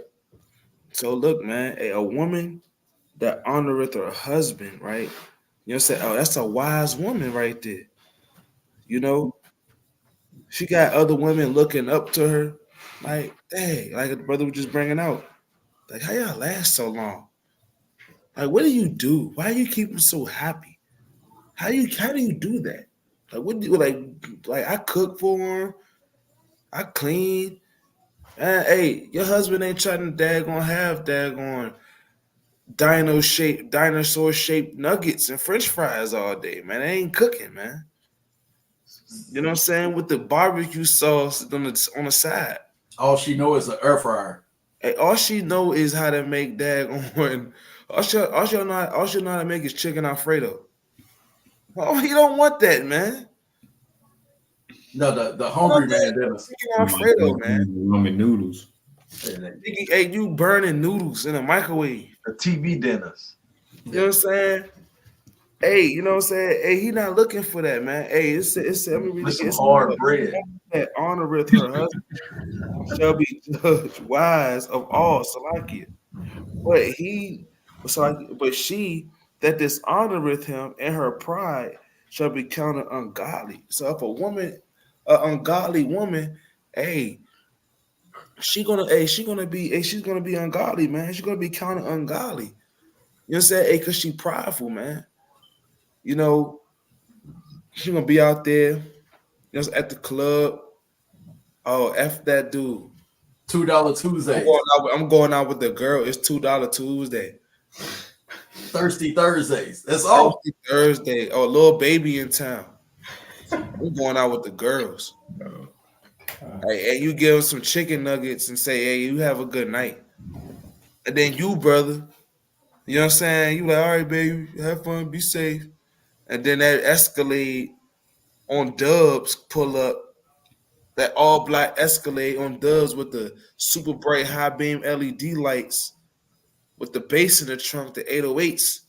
You know what I'm saying? What them drinks called? Them big speakers that they be having, man. I ain't got the beats in that thing. Got the beats in that joint. Pull up off the 2 o'clock.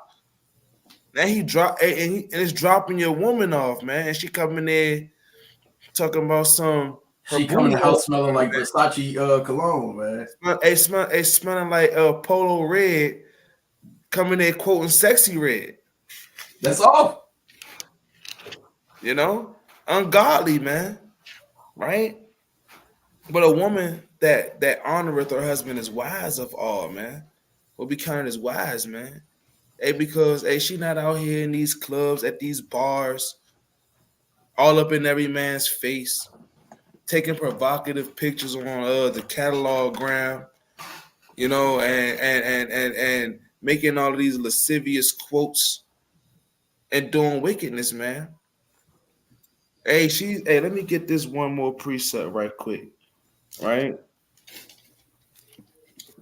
It's the book of Sirach, chapter 26 and verse 16. This what she doing. A woman that's wise is doing, right? This the book of Proverbs. I say Proverbs, like it. Sirach 26 and 16. It said, "As the sun when it ariseth in the high heaven, so is the beauty of a good wife in the ordering of her house." Hey, she up when the sun up. You know, brothers that like breakfast. She got the beef bacon, turkey bacon on. You smell it. Got the coffee brewing. You know, you might have a bagel ready. Kids wake up. Hey, they eating the cereal. You know what I'm saying? Hey, the house clean. Got good sense. The trash ain't filled up. You know what I'm saying? You ain't got stinking diapers all over the place, and son wake up and the daughters wake up, snotty nose ain't brushed it. Nah, she rides when the sun get up, and she take ordering of her house, man. Right? She teaching the kids good things, man. Like it said in Titus the second chapter, man. You know what I'm saying? Hey, you know what I'm saying? Hey, some sisters may homeschool or whatever. You know what I'm saying? Not even just that, but even when the kids come home from school and she teaching them, you know what I'm saying? Hey, she teaching them how to be righteous, man. All under your hand. Hey, you come home from work, from the plantation or whatever you may do.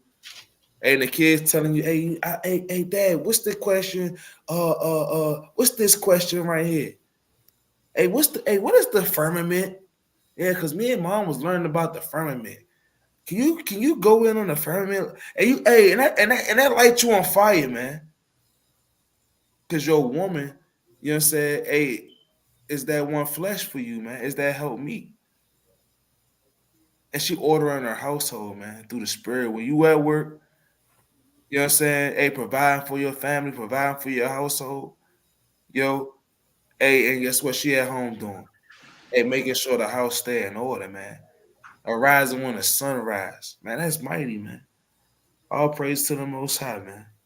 I want to play that one more time. It was beautiful. That was just beautiful. Many in a million words to say, to tell you how much I love you. But one thing I want to tell you and promise you, Miles, is I'll forever submit to you. And Eve, man, they would probably cuss her out if they seen her do this. Right. She would have heard her friends out there. Girl, what are you doing? Get up. You gonna get your dress dirty. It's off. Not the Miles look dirty yet. Come on, Come on, girl. It wouldn't be me. Girl, Miles' ass was just in the clip. You know how Eve be, man. Forever submit to you. I'll forever submit to you, Miles. I'll forever respect you, Miles. Hey, I'll forever honor you, Miles. Watching this thing, man. It's a lot of sisters that's probably watching this video and they sitting there cringing at that. Every time she say submit, they like, breaking out in highs, man. Yeah. She'll forever Sound like Dave honor you. on that sound like Dave Chappelle on that when he was playing Rick James. Talk about some Every time she says submit. As the head of our home and no other. There is no other, there is no one, no plans of hell will ever prosper in our marriage and will ever hold me not to be a wife that is a Proverbs 31 woman. I will become that woman that builds the home as I follow you, as you follow Christ. That is the only thing that we will do in our household. And I promise and I vow that in heaven, they hear. On earth, I declare and decree, I shall be a submissive wife unto you as we continue to do this work of God. Because to us, this is beyond just love. This is about God. This is about kingdom. This is about our duty, reflecting to the world what true marriage, what God really intends for marriage to be. I honor you, Miles. And I love you with my all. All Hey man, praises. she said the angels took note of what she said, man. All praises to the Hey, did you hear that though? I got some precepts. Hey, and then she made a vow. Yeah.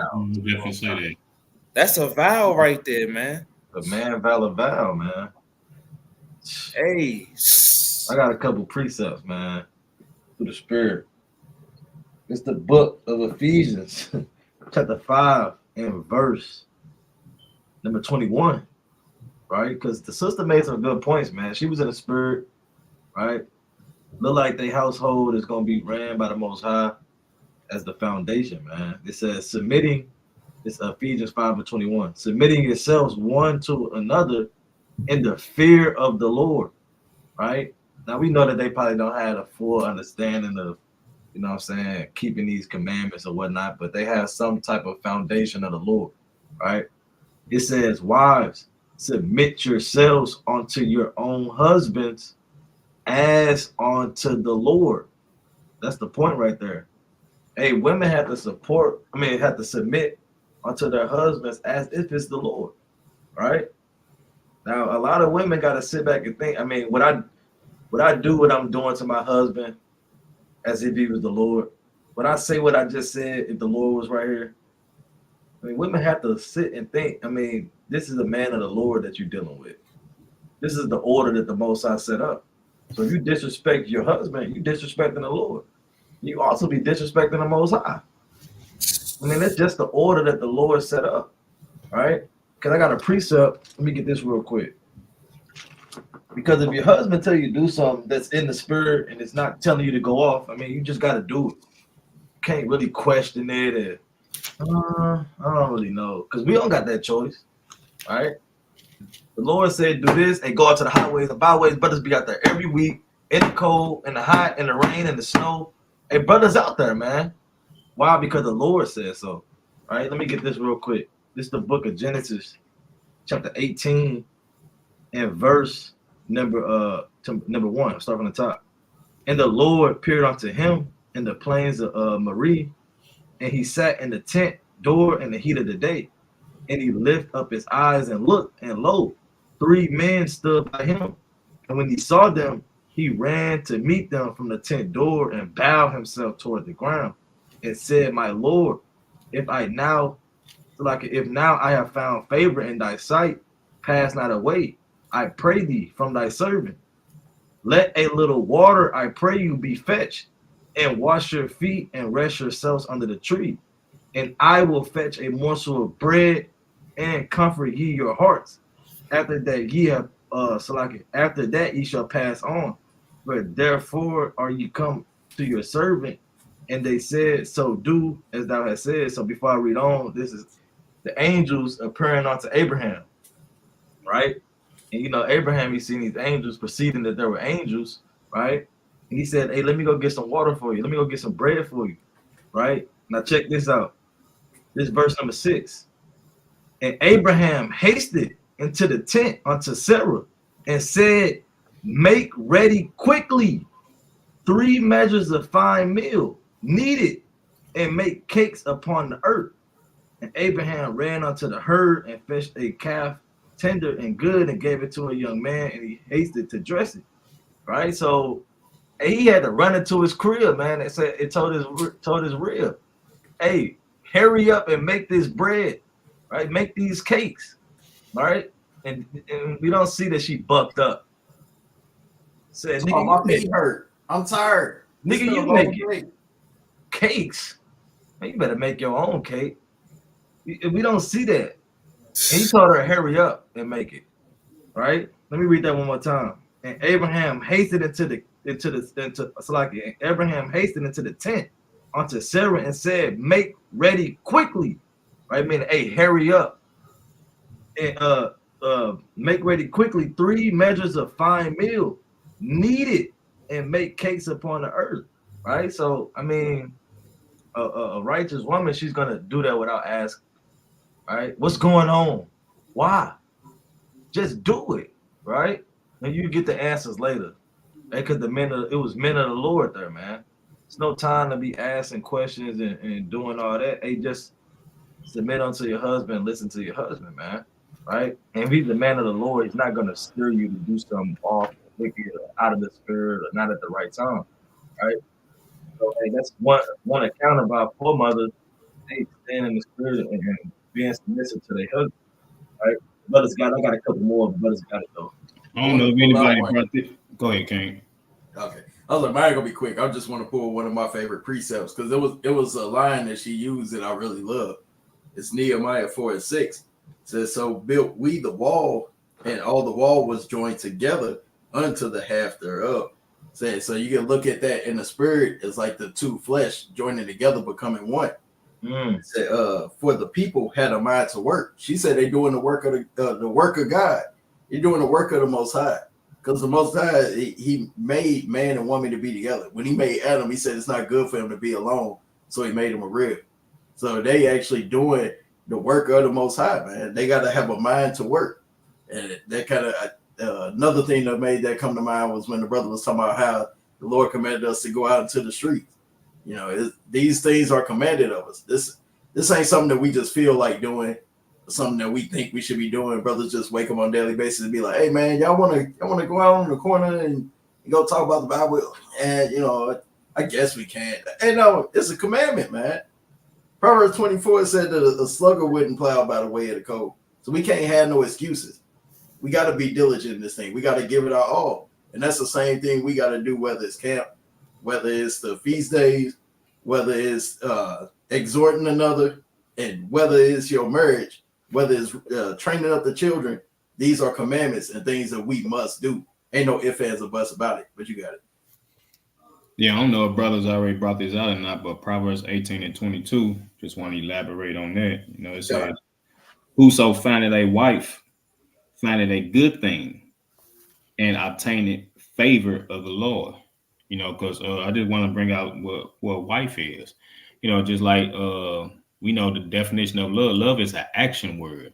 Because Christ said, you know, he that love me will keep my commandments. So that's an action word. You know, to show that you love someone, you will bring forth actions. So wife would be the same way. You know, because how would you know that she is your wife? By her being submissive. That's action. By her being that pillar that the brother was talking about, you know, holding you up, you know, your resting place.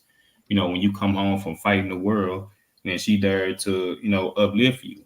You know, just having those characteristics, that's how you know she is your wife, meaning that the word wife it's not just a title, it's an action word, you know. So, and it's more than a ring, you know, more than the change of your last name. Come. More than just a piece of paper. Come. I got a precept. I seen it in the chat earlier, but I wanted to bring it out. Proverbs chapter 12 and verse 4. It says, a virtuous woman is a crown to her husband. Right? And what does that mean? A crown to her husband. Right? Because when he come into his household or he's around his woman, he's supposed to feel like a king. Right? He's supposed to feel like, okay, I got rulership, I got dominion, right? And he's supposed to feel mighty in the spirit, man. You're not supposed to feel like some type of peasant or like you got a damn bug on you, man. All right? Just always buzzing in your ear. Do this and do that, right? And you're supposed to feel like a king in your household. You come home and it's just peace, man. All right? You can kind of kick your feet up. Hey, to bring up that why did I get married again? Like, oh boy, had to deal with the wicked Eve. Every time coming out, just Marcus. All right, there's no peace in the crib, man. Yeah, that's off. That damn Byron spirit. Yeah, that Byron. Off like a damn bug, man, in your ear. Right? You want to kind of come home and everything's in order, like you running the kingdom, man. Everything's in order, is set. right? Your ribs bringing the food to you. Y'all can laugh and have mirth, and you can enjoy your children and just everything straight, man. That's how it's supposed to feel. It says, but what? But she that maketh the shame is as rottenness in his bones, man. Brother he just rotting away, man. He just fading, man. Like the sister said earlier, just don't want to go home. He going in circles, right? In St. Louis, he just going around the Riverview circle, just round and around. It's madness. He just going around, right? Don't want to go home, man. Right past Hall's Ferry. Yeah. Right past Lucas Hunt. On the damn phone with his partners, telling him what's the move because he don't want to go home, man. All right, because it's a rottenness in his bones. He hear his real name get brought up, and he just put his head down. Man. Right? Hey, like Alexander said, man. He said, you don't want to come home and see your kingdom falling.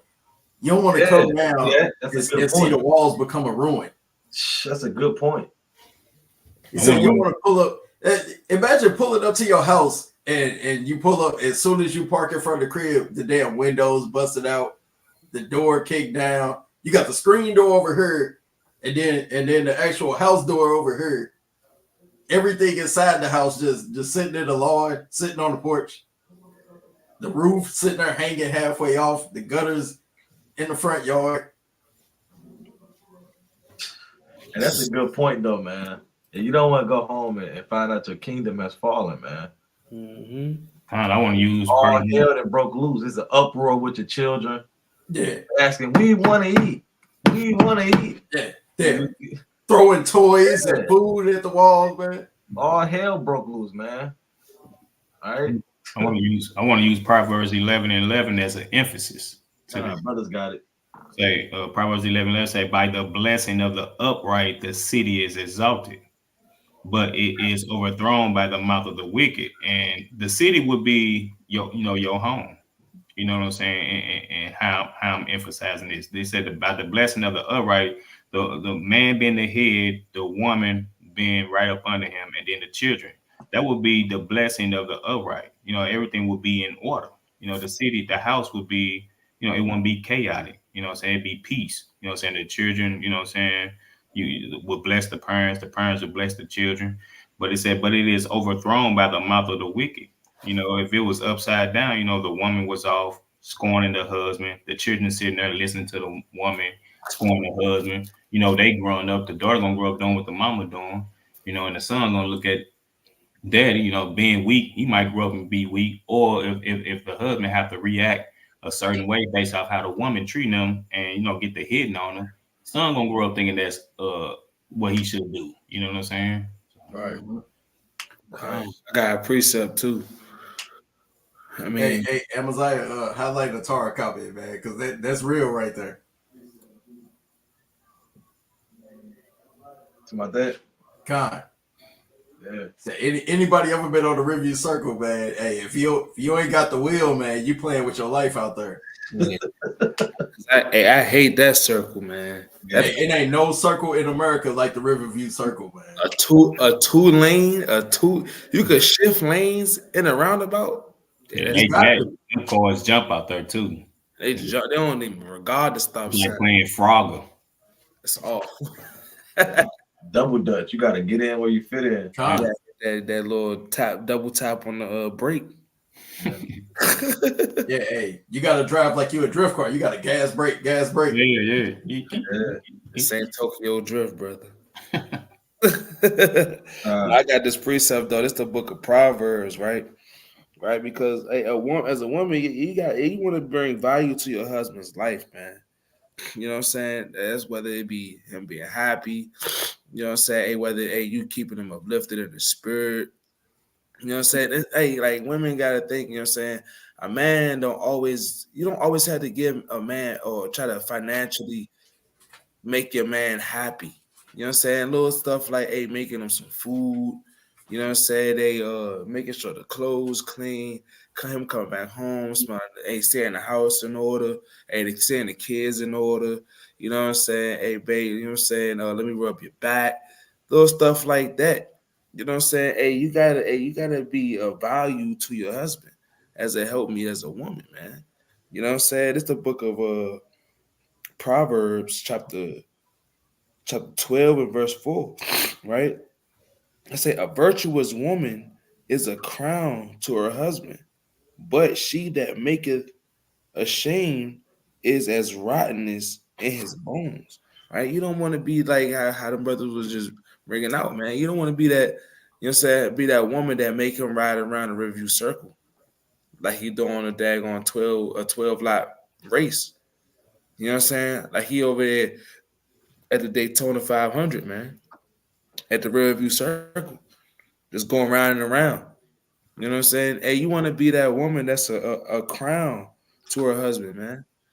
You know what I'm saying? You don't want to have your husband, you know what I'm saying, every time you come home, hey, he's like, oh, man, what you want? Or he just don't want to deal with you. Or the first thing he do when he come home, he go into the other room and lock the door. You know what I'm saying? So you don't bother him. You know what I'm saying? Hey, or he take a little bit extra time coming home just because he don't want to deal with you. You know what I'm saying? Hey, you got to be a crown to your husband. But I digress with that. I wanted to bring one. This is a precept I was going to pull earlier. And then I noticed that Brother Yaquab had put it in the chat too. Titus chapter 2.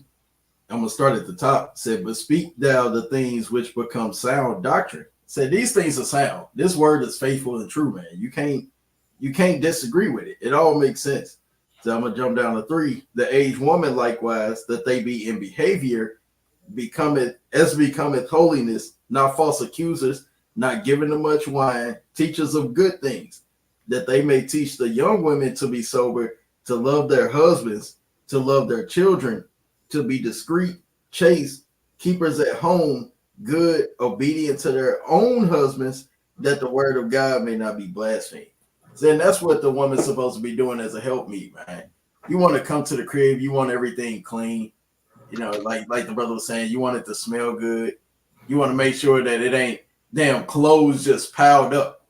Come in the house and it just smell like stinking clothes. The food, you know, just sitting spoiled on the counter. Ain't nothing cooked. You sitting there yelling. The kids in the uproar. There's toys all over the place. They covers all over. The beds ain't made up. The dressers just open. Just everything is just chaos, man. Like, what is the point of having to help me around if they only sitting there making things worse? Hey, y'all, no other pain worse than stepping on a Lego. Man, in the middle of it, while it's dark, in the middle of the night. Step on the damn Lego, man. Yeah, because that's the thing. Like, man, we're just talking to people on a daily basis. You see that as generations go on and on, man, like Howard Shaw said, the love of many are waxing cold, and the women aren't actually teaching the sisters to be keepers of the house, man. They're not teaching them how to be a wife. You know, they teach them that it's a hot girl summer. You know, they teaching them all the things of the world. That's it. The women aren't learning how to cook and how to clean anymore. That's it. They love back talking. They love being like the sister that we saw wearing the damn ball cap earlier. That's the spirit that they moving in now. Can't nobody tell them nothing. So now all the music talking about how N words ain't sugar, honey, iced tea. You know, all the women just want to walk around with no clothes on. Talking about that that's how they express themselves. It's madness. Expressing yourself is not walking around looking like a damn streetwalker, man. Right. Looking like a prostitute. That's not expressing yourself. Right. That's off. God, precept. Go on, bring it up. Right. It's the book of Proverbs chapter 31 in verse 13, right? And because sisters gotta have the you know what I'm saying, sisters, not just the sisters, but the wives as well. Gotta have the willing gotta be willing to do the work, man. Their work. You know what I'm saying? They gotta be willing to do it. They gotta want to get up every morning. You know what I'm saying? Lay your uniform out for work. You know what I'm saying? They gotta want to get up. You know what I'm saying? And be willing to, hey, make the breakfast. You know what I'm saying? Make the breakfast if you eat it. Make the coffee. Salaki. Be willing to get up and teach the kids if they homeschool. You know what I'm saying? They gotta have the willingness to want to be able to do that, right? Right? This is the book of Proverbs. Right? I'm gonna read it out the blue letter. Right? This is the book of Proverbs, chapter 31, and verse 13. It says, "She seeketh wool and flax, and worketh willingly with her hands." Right? So willingly, if we go to it in the blue letter, right? It says, this willingly, the word for willingly in the blue letter. It says delight, pleasure, delight, desire, longing, the good pleasure that in which takes one's delight, right? Hey, so you gotta be willing, right, to want to be able to serve your husband. You know what I'm saying? Just like women in the ancient days, they was willing. They didn't have to see the men of the Lord on their long journey. Hey, come by here. Hey, let me wash your feet. Hey, let me do this for you. They can't see that. Let's say ready of one's free will. Exactly. You gotta be willing to want to be able to serve your husband. It's not a chore. It shouldn't be a chore. It should be a delight for you to want to serve your husband. You see your husband all, happy. You know what I'm saying? Hey, if your husband, that wild worldly saying, right? They talk about some happy wife, happy life. No, happy husband, happy life for you, sister. Hey, and you too, brother. Because both of y'all, we need each other in this thing. We need each other. That's why the Most High God made a woman for him. To be a helpmeet, right? Not to be to be a pillar of rest and not a pillar of stress, man. Yeah, that's what I was gonna. The last thing you said when you was like, you too, husband, because a lot of women when we talking on this, what we bringing out, a lot of women I think all we talking about is woman just submit yourself to the man or how the woman should be to the man. And it's not just that, the most man, because you get that same favor back from your man when you pour into your man. Whatever you fill your man with, that's what he gonna have to administer back unto you. You know what I'm saying? Because Colossians 3:19 tell us, it say, husbands, love your wives and be not bitter against them. And that's a commandment from the Most High. But you make it hard if you don't play your part. Yeah, I wanted to bring up a point. Account that happened. It was what Gedaliah was talking about. The women just like moving on their own accord. Bucking up against the Most High. Essentially, got Genesis 24. We'll start at 15, and it came to pass before he had done speaking that behold, Rebekah came out, who was born to Bethuel, son of Milcah, the wife of Nahor, Abram's brother, with her pitcher upon her shoulder. And the damsel was very fair to look upon, a virgin, neither had any man known her. And she went down to the well and filled her pitcher and came up. And the servant ran to meet her and said, let me, I pray thee, drink a little water of thy pitcher. And she said, drink, my lord. And she hasted and let down her pitcher upon her hand and gave him drink. And when she had done giving him drink, she said, I will draw water for thy camels also until they have done drinking. And she hasted and emptied her pitcher into the trough. and ran again unto the well to draw water and drew for all his camels.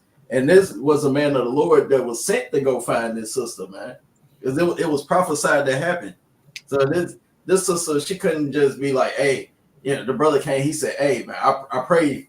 It's like, hey, Baba Kashaw's sister, Baba Kashaw Aqua, let me get some of that water. And what she do? She hasted. She was willing to do it as the brother was bringing out. She didn't sit there and be like, damn, man, you need some water. I got to walk all the way across the field and go roll the well down into the spring and try to get some water up. And no, man, she was happy to do it. She brought the pitcher up on her shoulder and ran into the brother. And then said, hey, sit right here. I'm going to go get enough water for the camels too. I'll make sure all y'all prepared for this journey. Yeah. That's the way that our sister's supposed to be moving. Not sit there, and when the man asks him something, and they like he coming in there just shaking the hand like, hey, woman, go over there and go get me some water. I'm thirsty. What's taking you so long? Chop, chop. He came in there and he was like, hey, sister, I pray that you give me some water. I pray that you can feed the camels. And what happened? Rebecca went on to become a great wife for Abraham, man, to bring forth nations into this thing, to get us to where we at in these last days. Brother, got it. I got it. You got it. Right, that's another account of Anna, right? She did work, man. Hey, it says this the book of Tobit, right? Chapter 2 and verse. I'm gonna start at verse 10 just for a little bit of context, right?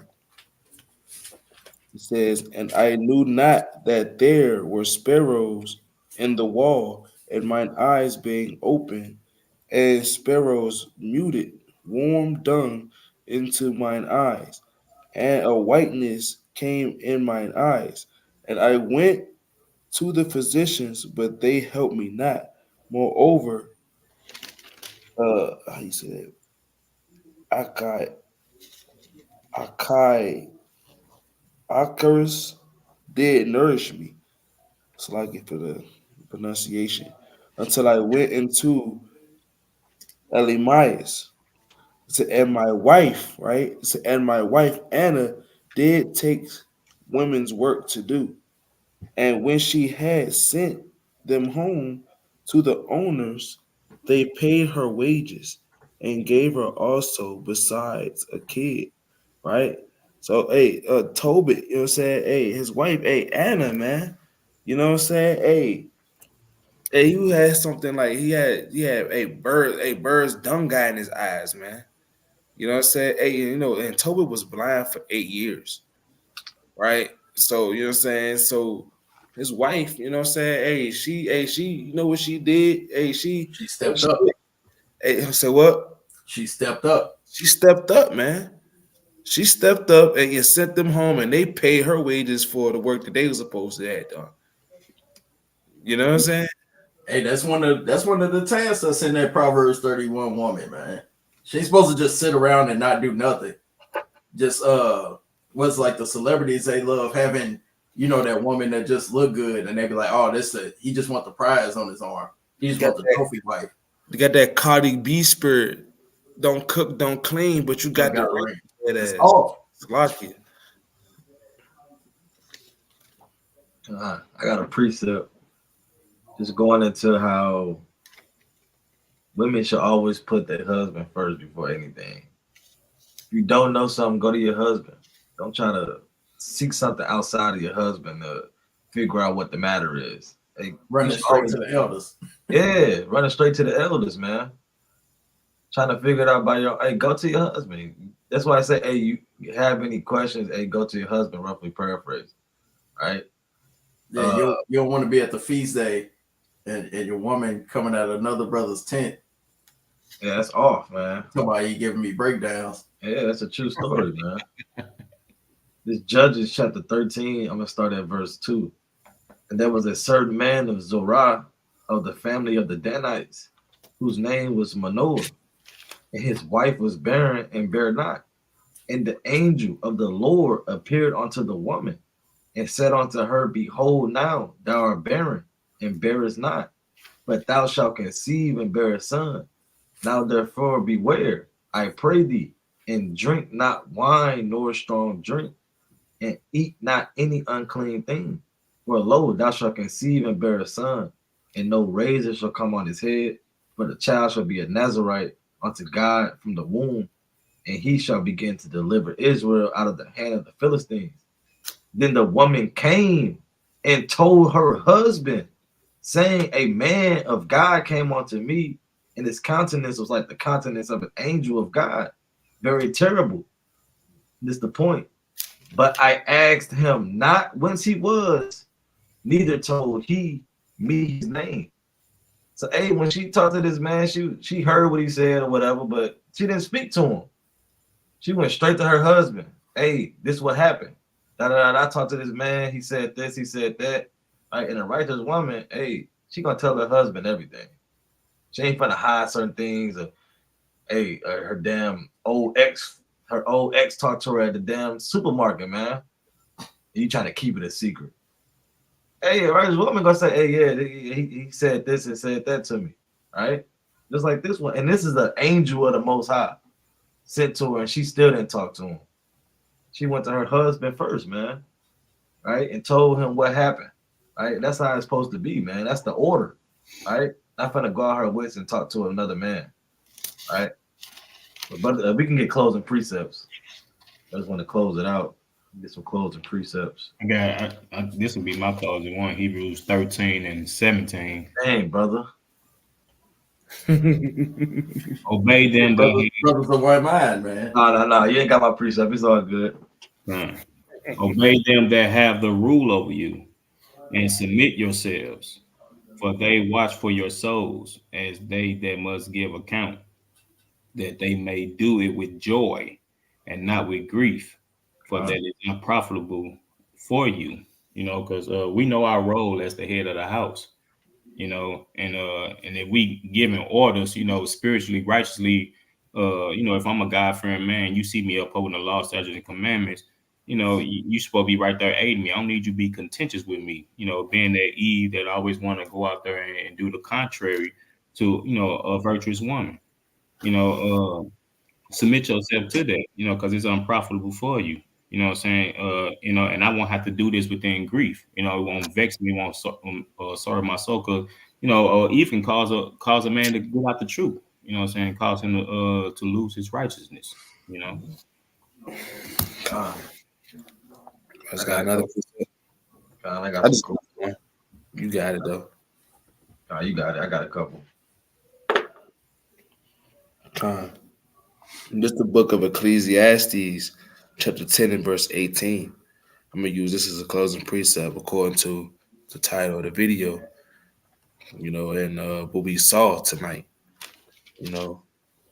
But this, the book of Ecclesiastes, chapter 10 and verse 18, it says, by much lawfulness the building decayeth, and through idleness of the hands the house droppeth through, right?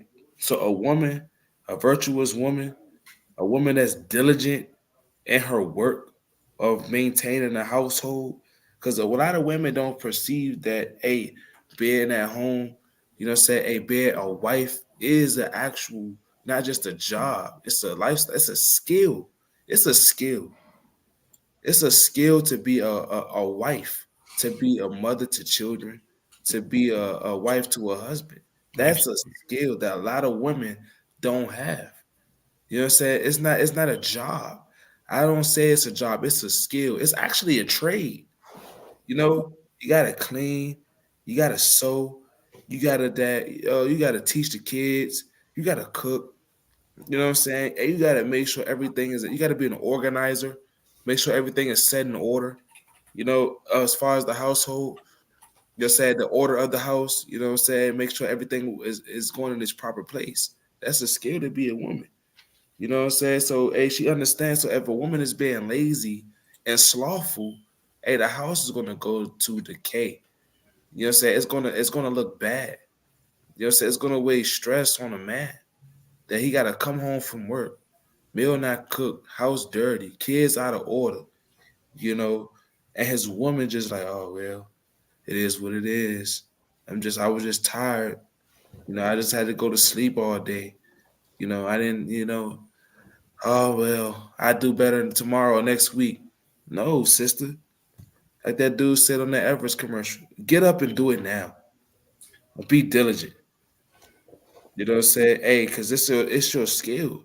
It's your due diligence as a woman of the Lord, as a virtuous woman, to get up out the bed and not be as that knob that turneth on the door when the sun come up. You know what I'm saying? You see a little bit of crack of light through that curtain and you want to just throw the cover over your eye and get 15 more minutes. And you wake up an hour and 30 minutes later, And now the kids bouncing on the bed and now you want to scream at them and say, get out of my room. Nah, get up.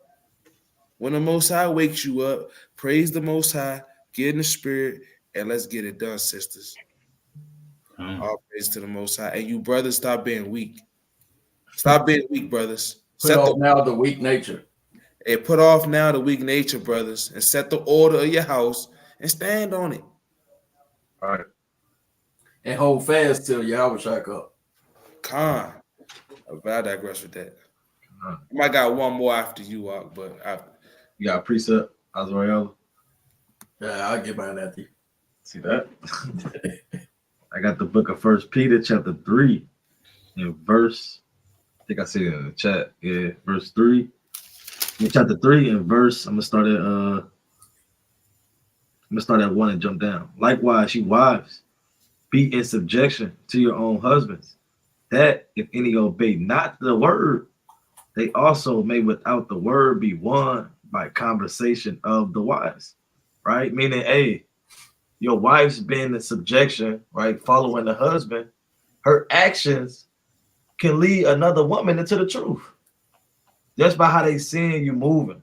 Like, damn, they house is in order. Damn, she getting blessed like this and like this because she following her husband. She doing what her husband say. Hey, their kids are in order, right? Their kids not like these other kids in the world, right?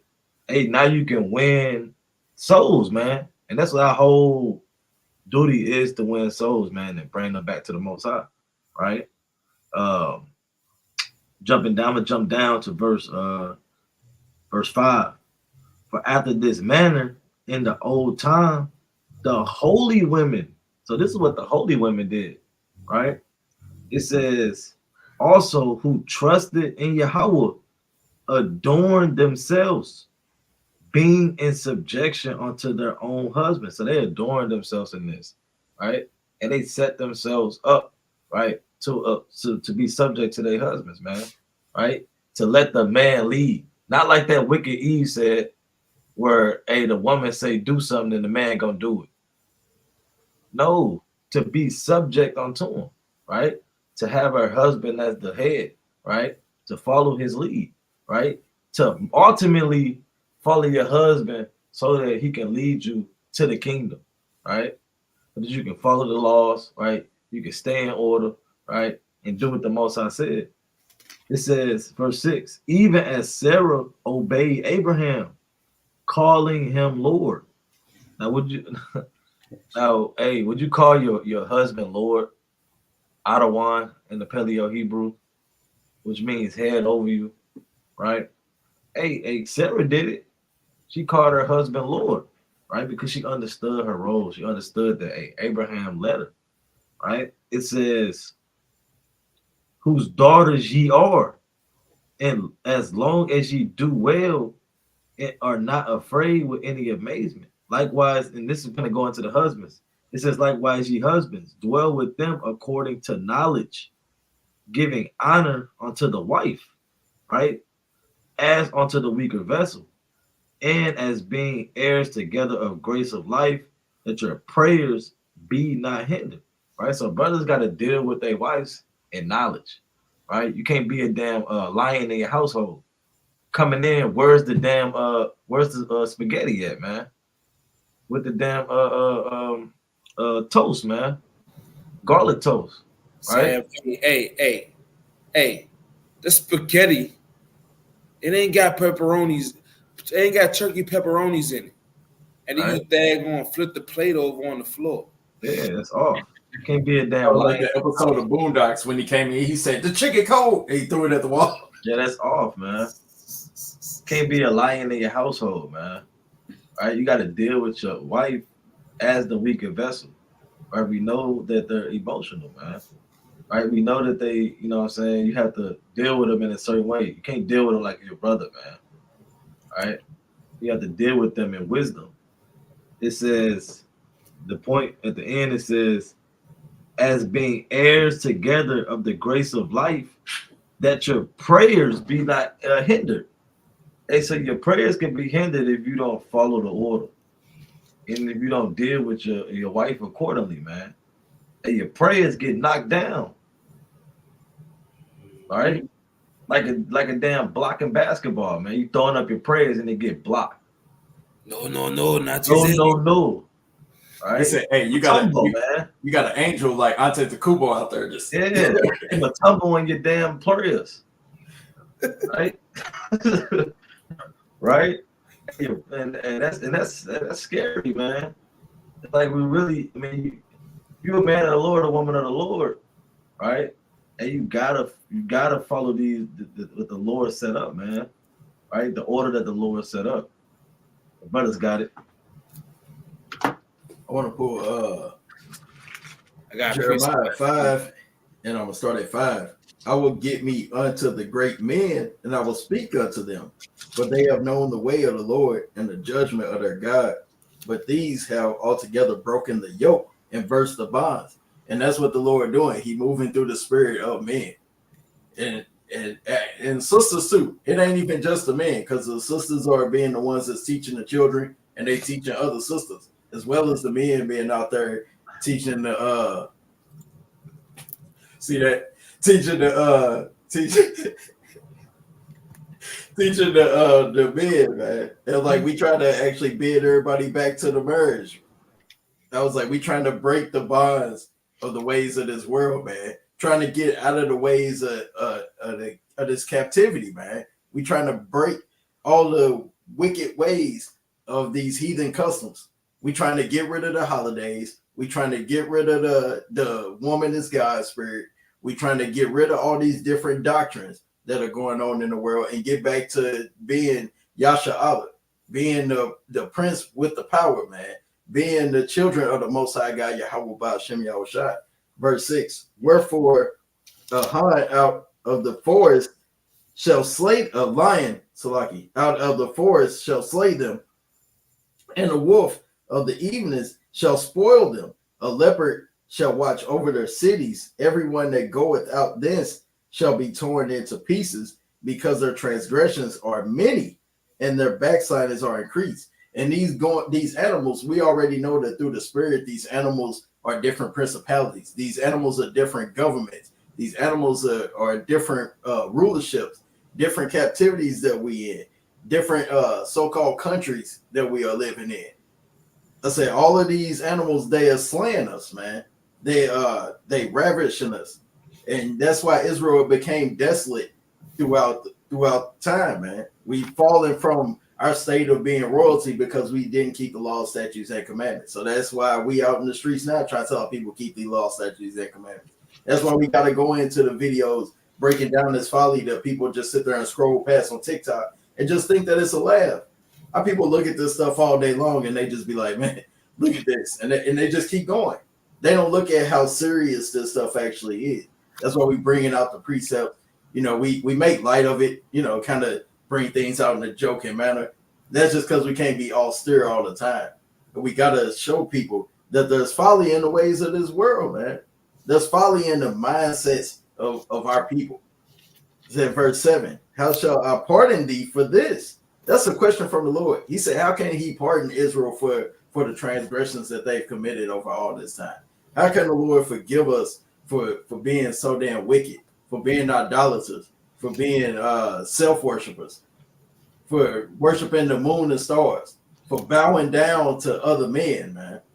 I'm like, and being idolater ain't only following Zeus and Caesar Borgia, you know, they're following all the celebrities. Like the first video we brought out, the sister, she bowed down because it was her favorite singer. He's supposed to be a gospel singer, supposed to be a man that's singing about the Lord, singing about the Holy Spirit, man. But instead, she actually worshiping that man.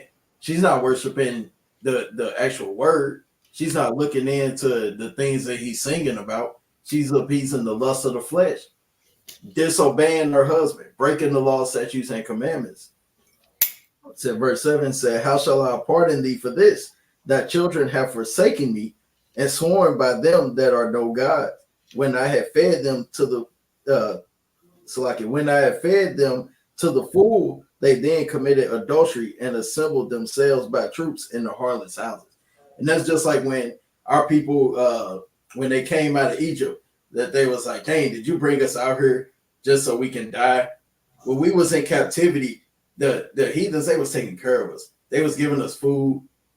They was giving us somewhere to sleep. That's the same thing our people now. We go out in the streets and we trying to tell them who they are, tell them that they royalty, tell them that there's something, that a kingdom that's coming after this captivity. And they be like, hey, man, look, I got a job, man. I got a nice car. Well, the heathen ain't do nothing to me. Yeah. So like, yeah, I just heard some sounds, man. Sound like gunshots. That's captivity right there. The fact that we even got to hear this stuff on a daily basis. Because our people think that they somebody just because they got a thumper, man. Your little thumper ain't got nothing on the drones that the heathens got. Man, all day at the plantation today, I heard jets just nonstop going over my job because I'm close to the airport. You can't compete with these things, man. When all hell break loose, our people gonna get destroyed because they don't want to honor the Most High God, because they want to commit adultery, because they want to be in the harlots' houses, like it just brought out in Jeremiah 5 and 7, man. My brothers got it. So I got one last precept too. Right, this is the book of Ecclesiasticus, Sirach, right? Chapter 9 and verse number 15. I'm gonna read. It says, let thy talk be with the wise, and all communication in the law of the Most High. And let just men eat and drink with thee, and let thy glorying be in the fear of the Lord. Right? So look, brothers, you brothers out there that are leaders of the household, right? You brothers, you know what I'm saying? Hey, let that talk be with the wise, man. Hey, be around wise men, men that's of the Lord. You know, that's gonna show you thus saith the Lord on how to run and how to run your household, man. Hey, go into these scriptures and see how to be a leader and a man of the Lord, right? Hey, stop being so daggone emotional, Jake. You know what I'm saying? Get out of your emotions, man. Hey, because the Most High don't give a damn about your emotions, right? Hey, you gotta obey. Obedience is better than sacrifices, man. You know what I'm saying? Hey, you gotta obey the Most High, right? You know what I'm saying? Hey, your sacrifice, right, is giving up this world. You know what I'm saying? Hey, it's giving up the ideology, you know what I'm saying, of this world, of what a man should be like. You know? Because if you follow the ways of this world of what a man should be like, brother, you're gonna be a transformer, bro. You might as well be a transformer, man. A Megatron. You know what I'm saying? You might as well be a Decepticon, man. And because being a man of the Lord is not for the weak, right? It's not for the faint of heart. You know, oh, I don't want to lose my wife, or I love her. You know, I don't want to be I don't want to be a a-hole to my wife. No, brother, it's not about that. It's about thus saith the Most High. Hey, these souls are under you, brother. You know what I'm saying? Hey, that woman's soul, that child soul that you have with that woman, brother, they are under you, right? And when the Most High God come back, Yahweh Shai crack the sky, man, and they come and check your vineyard, they come and check your tree, and it's not bearing fruit. If your limbs is not heavy with fruit, brother, hey, you're gonna be that tree that wither away, brother. Hey, Salaki, I want to make a point, because when you brought up that term Decepticon, we know that that's just from the movie, Transformers. But I actually wanted to look that up because like it automatically made me think of the word deception. And And it actually says Decepticon is a misspelling of deception. Deception is the act or statement of hiding or misleading the truth for some purpose. Deception is the name of a faction of robots. See that? See that? And you being a deceptive person. You A deceiver. You Satan. you Satan, man. You may have Satan on you, man. You know what I'm saying? Because when you pervert your ways from the Most High, and you do what you think that you feel is best through your own immortal way, you know what I'm saying? Hey, you got weak nature on you, brother. Put off now the weak nature. 2nd Esdras 14:14, right?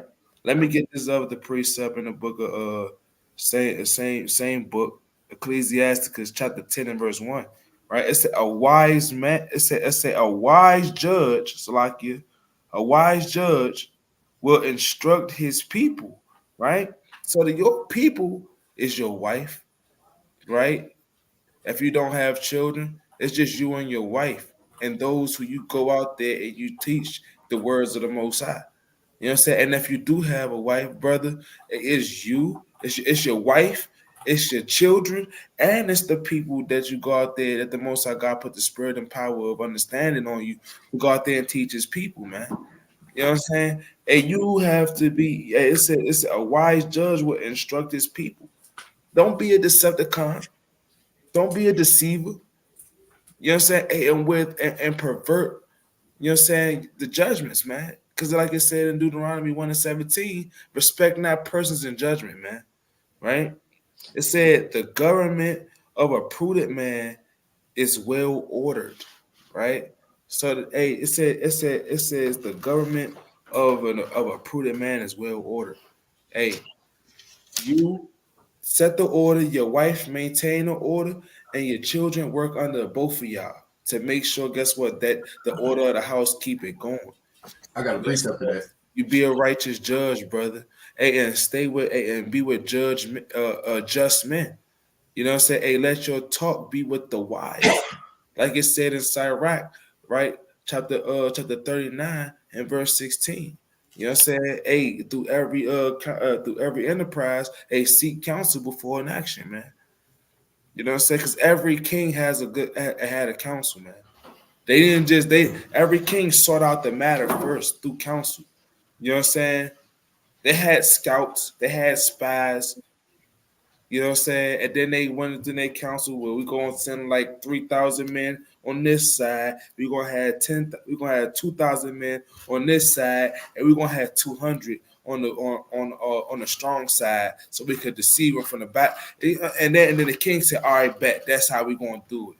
He didn't just do this thing on alone, man. He just go out there. He had a enterprise before he went and did anything. He sought, you know what I'm saying, a council first. I got a precept for what you just said. You got Proverbs 18:15. The heart of the prudent getteth knowledge, and the ear of the wise seeketh knowledge. Listen, so you want to be prudent and you want to continue to seek knowledge. You don't want to feel like you just know it all. You don't want to have that spirit of just can't nobody tell you nothing. You already got all the answers. It said that I forgot what precept it is. Let me look that up right quick.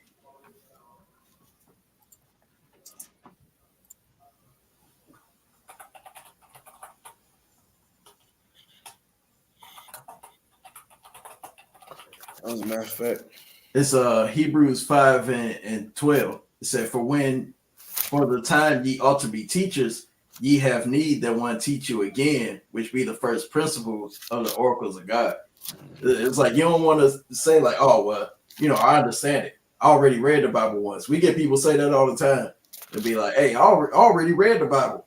I read that thing front to back, but still they got a zeal. Knowledge, but not according to the Most High God. And they're leaning on their own understanding. Let me get this last precept to close out with, right? Then I digress. It's the book of 2nd Esdras, chapter 2 and verse 26. As for the servants whom I have given thee, there shall not one of them perish, for I will require them from among thy number. Be not weary, for when the day of trouble and heaviness cometh, others shall weep and be sorrowful. But thou shalt be merry and have abundance. The heathen shall envy thee, but they shall be able to do nothing against thee, saith Yahweh. Now, if your house ain't in order, brothers, you know what I'm saying? Hey, the heathen gonna be able to go all up in there, man. Run up in your house, go up in your refrigerator, drink all the Kool-Aid. You know what I'm saying? Hey, take the leftovers and slap them on the floor, slap your wife, hey, kick your kids in the head. You know what I'm saying? Hey, if you're not holding diligent to your house, man, if you're not, hey, being a wise judge in your house, right? You know what I'm saying? Hey, brothers, you know what I'm saying? Hey, you are the servants of the Most High, right? So you can't be weary in these last days. You can't give your strength over to your woman because you feel a little tired. You know what I'm saying? You can't leave your kids to themselves and leave them with that idle mind so they can do wickedly or do whatever the hell their heart prefer, whatever their heart wants to do. You know what I'm saying? Like it said in Genesis 8:21 that the heart of the youth was wicked. Was the heart was wicked at youth. You know what I'm saying? Greatly paraphrasing. Greatly paraphrasing. But hey, you know what I'm saying? You keep your house strong and the heathen shall envy thee. You know what I'm saying? Hey, the heathen don't want, you know what I'm saying, the Israelite, I don't want to ever use that term black because we ain't black. You know what I'm saying? They don't want the Israelite household to be on one accord. They want this is why you see these women, sexy red, dirty red, damn, hot spice. I think that's her name. Hot spice. Ice Spice. Huh? Ice Spice. Ice spice. Lice. That's what she looked like, a lice. You know what I'm saying? Her. You know what I'm saying? That girl with the damn orange head, like a carrot top. You know what I'm saying? The Cardi B's and the Beyonce's and this is the agenda they promote because they know that the man will go to war for their woman and they'll bend their will to the woman. So they use the woman to get our men, you know what I'm saying, the righteous, the righteous men, even the unrighteous, even all men in general to fall. They using these women as a tool, man. They using these women as a tool, man, to bring us down as a nation. Stop. If everybody is doing it, guess what? You shouldn't do it, Israel. Broad is the gate to destruction, and narrow is the path to righteousness, man. Remember that. But with that, I digress. All praise to the Most High. Khan, I'm gonna get one to close out. It's the book of Isaiah, chapter 38, in verse number 1. In those days was Hezekiah sick unto death, and Isaiah the prophet, the son of Amos, came unto him and said unto him, Thus said the Lord, set thine house in order. All right? So, hey, if your house not in order now, hey, get it in order before it's too late, man. All right? Hey, before your house be overthrown, like it said in the book of Sirach, chapter 27 and verse 3. All right? Hey, set your house in order. All right? Or you're going to end up with one of these women we watched today. Right? You don't want to end up with that. You're going to fulfill all the precepts that we brought out. Right? But with that, we're going to close out. Lord willing, it was edifying. Our Lord willing, y'all stabbed it. Started out mighty through the spirit. Lord willing, y'all didn't get too vexed by them videos. Right? And through the spirit, you know what I'm saying? Salakia, if you did. You know what I'm saying? We didn't mean to stir up your spirit, but we got to bring it out. Right? Through the spirit. Right? But all praise to the Most High. My brother Amaziah. Brother Liar. Brother Azariah. Brother Hawan. Shabbat Shalom. Come here, Shalom. Come here, Shalom. Shalom. Shalom.